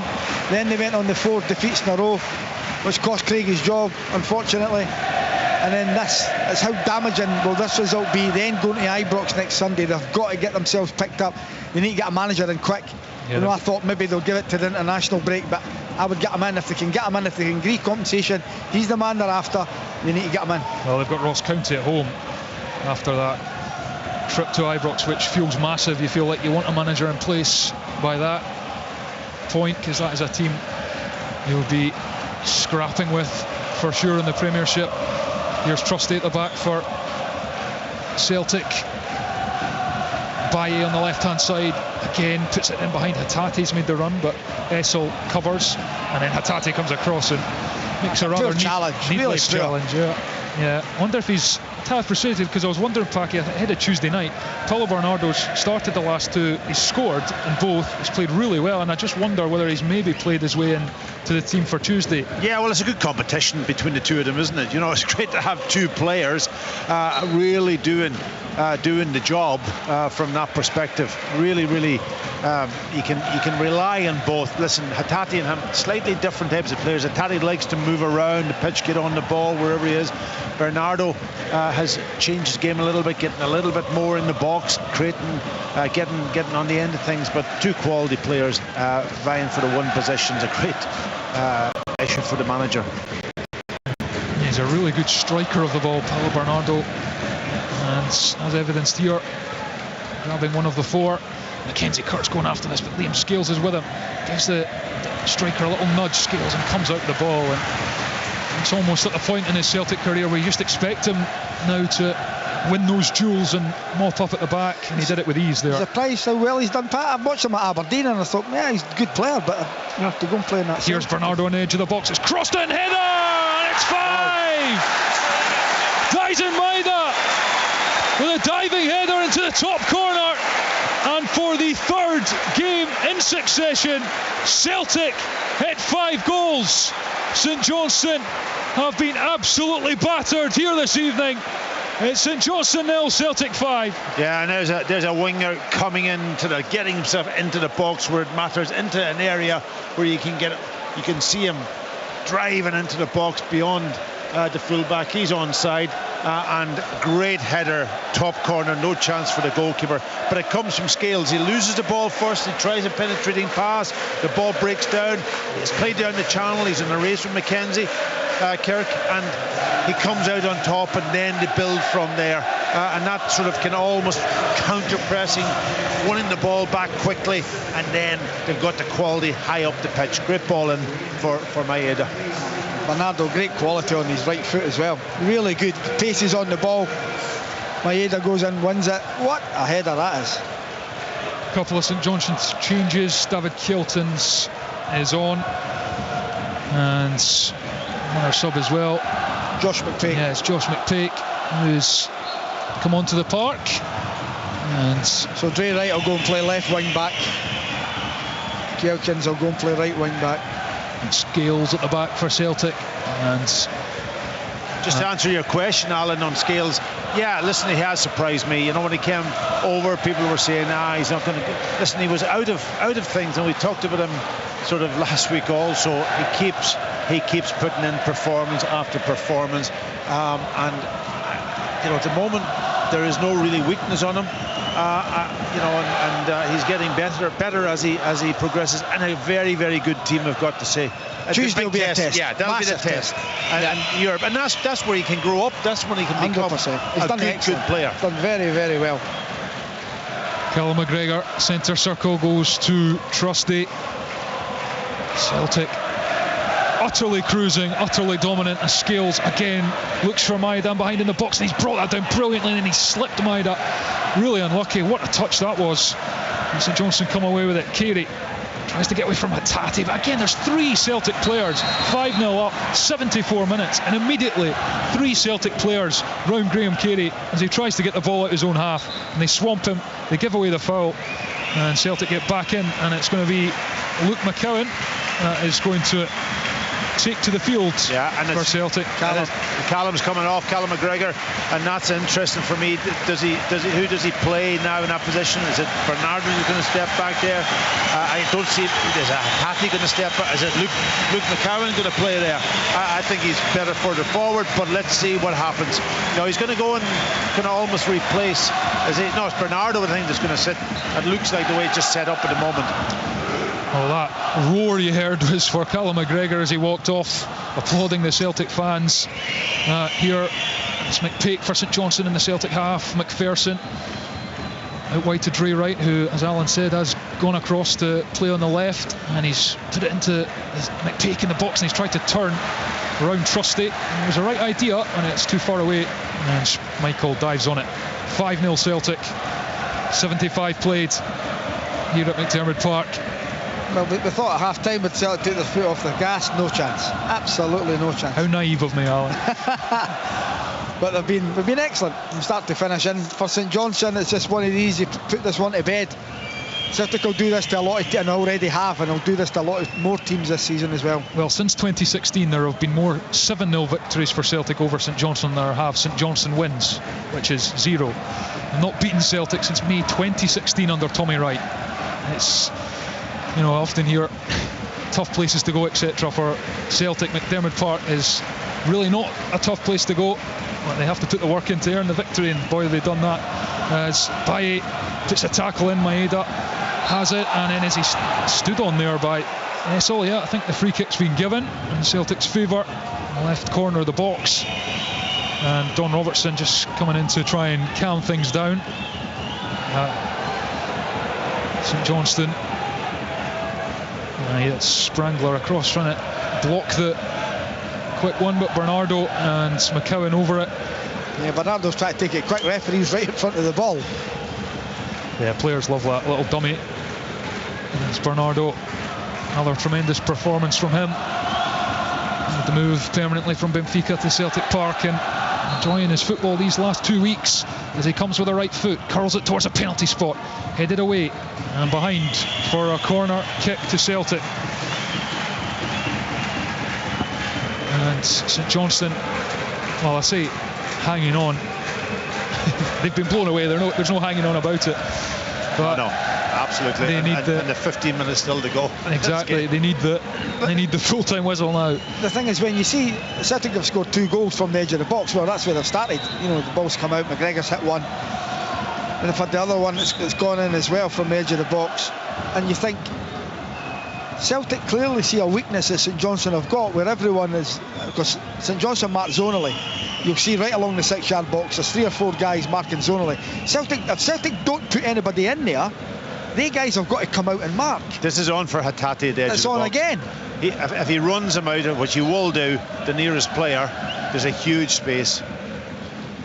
Corner into the near post, not a great one, and Cammy McPherson smashes it on towards the floodlights, and Bernardo will get another go here. Same things on. Yeah. Can Bernardo see, and can he deliver to Hatate on the edge of the box, Alan? Yeah. It's wide open. But all this is an analysis done by Celtic to say, OK, we'll only stick 1 in that or 2 in that 6-yard box, and St Johnstone will have about 6 players in there, so we're going to have spare at the edge of the box. And here it goes again. If they take this shot, there's a chance for Hatate again. And they do go short. Bernardo gives it to Luke McCowan, edge of the box. He floats it in with the left foot, but it's too far in front of Austin Trusty, and behind for a goal kick, much to the relief of the St Johnstone fans who are still here, and there are quite a few still here.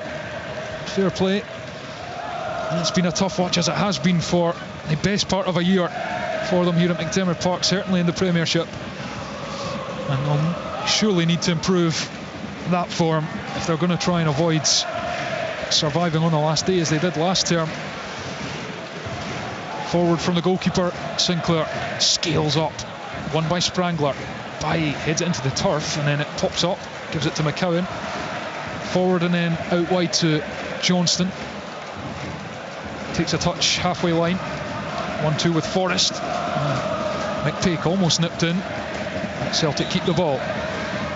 Here's Bernardo in the centre circle, halfway line. Scales.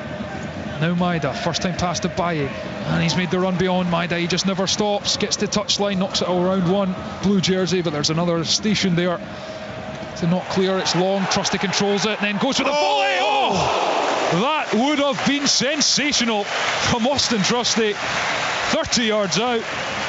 dipping, swerving towards the bottom corner, but it drops just past the left-hand post. He made up his mind. As soon as he went for that ball, he knew what he was going to do. He chested it down, beat the striker McPake to the ball.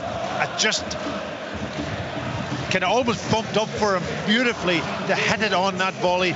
Just didn't get enough.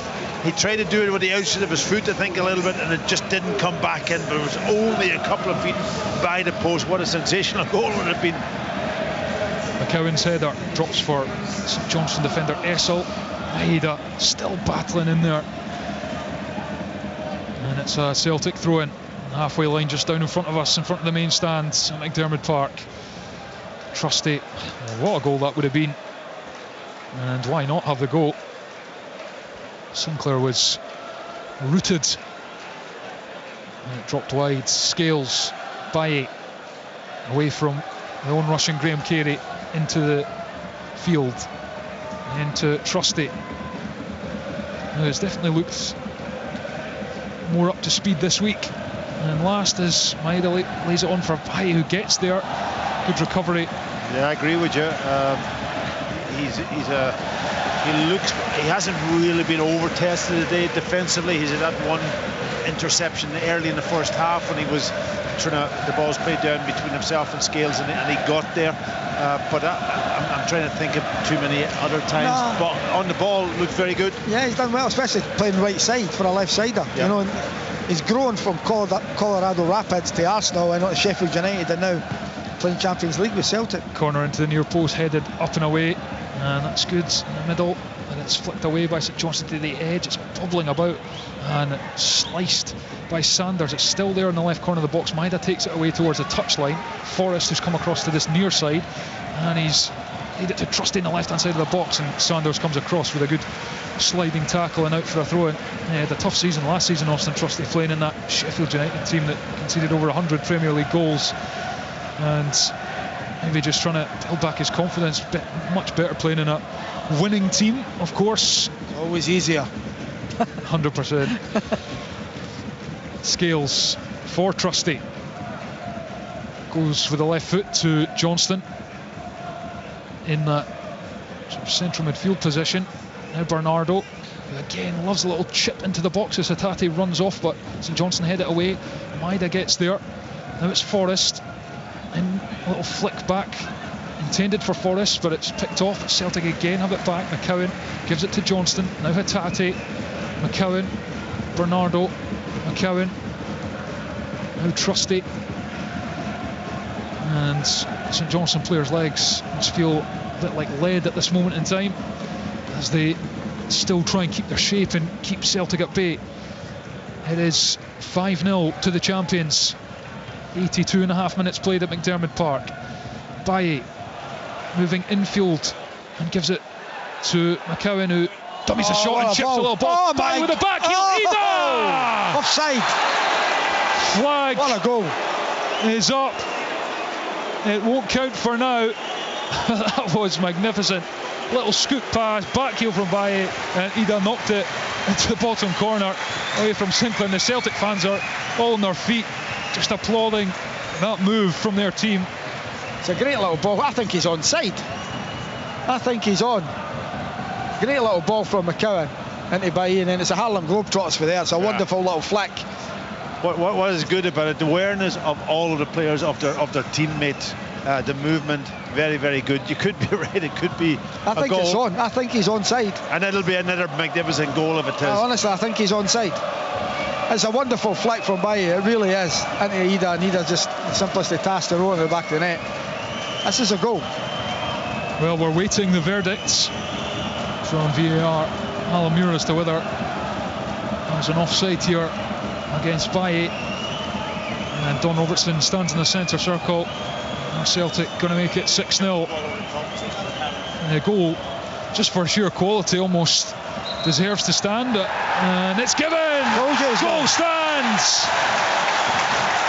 And Adam Ida takes the hugs from his teammates, as does Luke McCowan.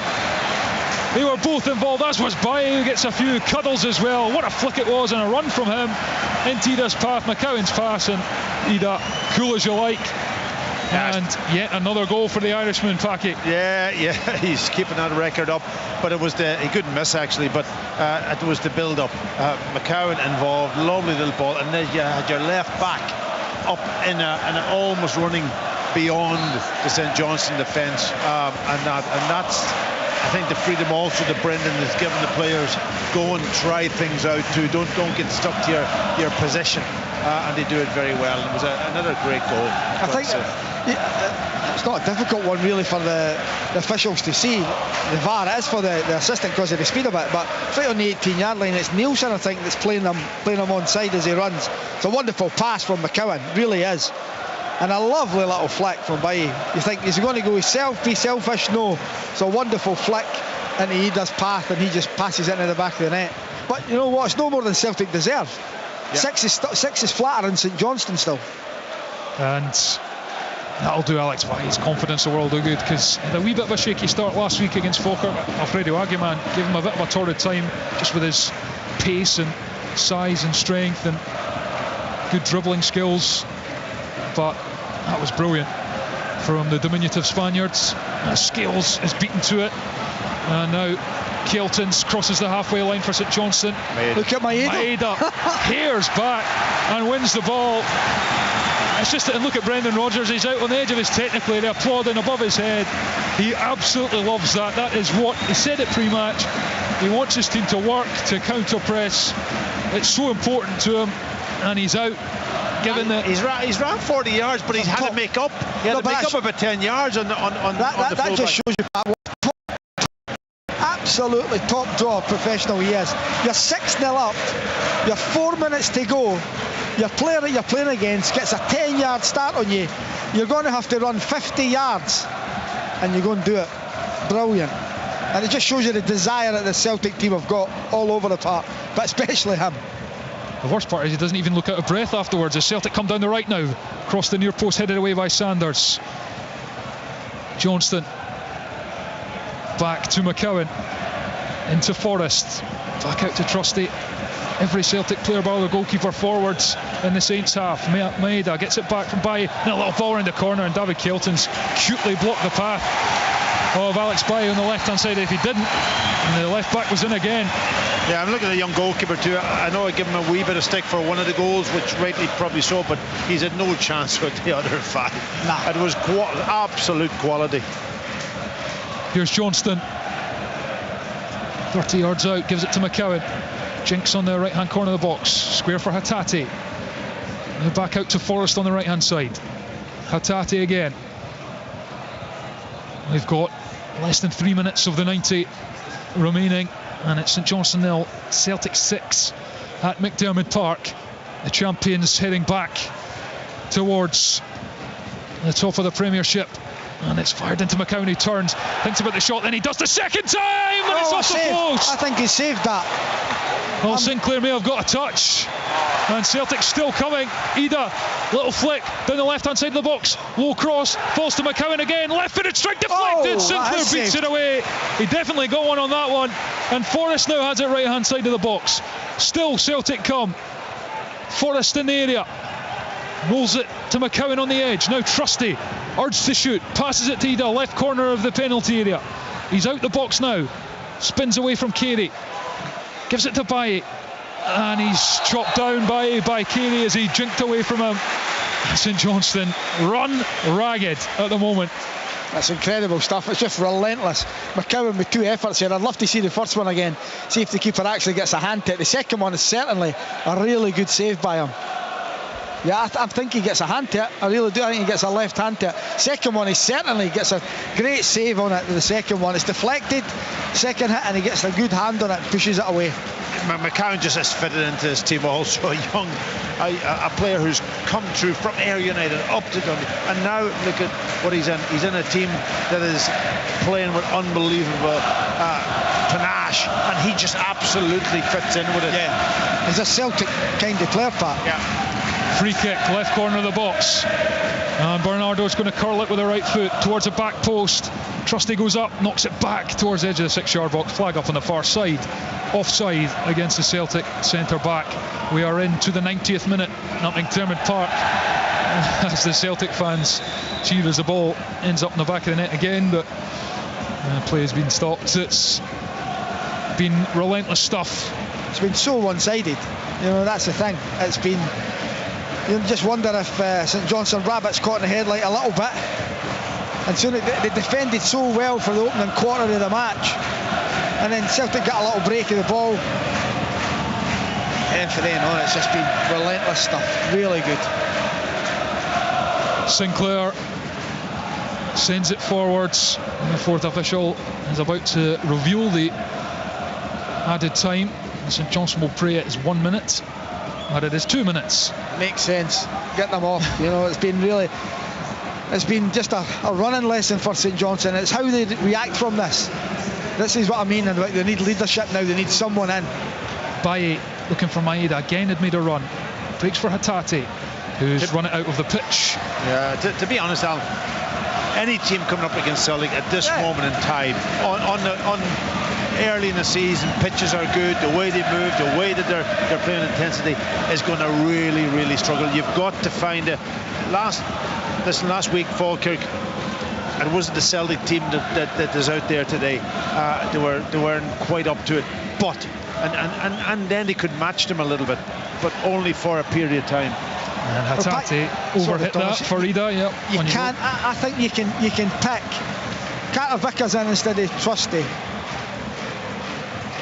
And then I think the rest of it takes care of itself. I think the only debate is Bernardo and Hatate. That's it. But the rest of them all pick themselves every week. And then you've got the bench coming off the bench, is strong, but I'm saying, which is strong. Impact. I would think they've got 13 definite starters. You can only pick 11. But I think the Trusty, Carter Vickers will go in there. But it's Bernardo or Hatate. Here's Johnstone, and he's going with a big switch, and again Maeda still going. Was never getting there that time, but still willing to make the runs. It's going to be really interesting to see, can this team compete with the big boys now? You've Borussia Dortmund, you've got Atalanta coming up. Can they actually go out? And then they've got the international sort of in there, wrapped in around about that too. Some of the players will be travelling, and it'll be really interesting. Can they keep this intensity and ability up? Because there are going to be periods in those games, Alan, that they're not going to have the ball. They'll have to play differently. There is a full-time whistle. Celtic make it a perfect 9 from 9 this season. 6 from 6 in the Premiership. They storm back to the top of the table. They have completely taken apart a sorry St Johnstone here at McDermott Park, whose miserable, winless home league run extends to 12 games in horrible style. But for Celtic, it was the perfect evening. Kyogo got 2 in the first half, either side of Bernardo, finishing a flowing move. By that stage, the game felt done. We were debating, perhaps naively, whether they might just take the foot off the gas slightly, but of course they did not. They kept it up. McGregor banged in another from the edge of the box for his 4th Premiership goal of the season. Maeda added a 5th with a brilliant diving header, and Adam Ida tapped in at the end of a sumptuous move to make it 6. And to boot, they've maintained their clean sheet record as well in the Premiership this season, still yet to concede a goal, and they've now added another 6 to their scoring tally. St Johnstone trudge off the park and don't really know what's hit them, and Celtic roll on to Tuesday night in Dortmund, a huge game for Brendan Rodgers and his team in the Champions League. They've got the job done tonight in the Premiership. It finished at McDermott Park. St Johnstone 0, Celtic 6. On digital radio.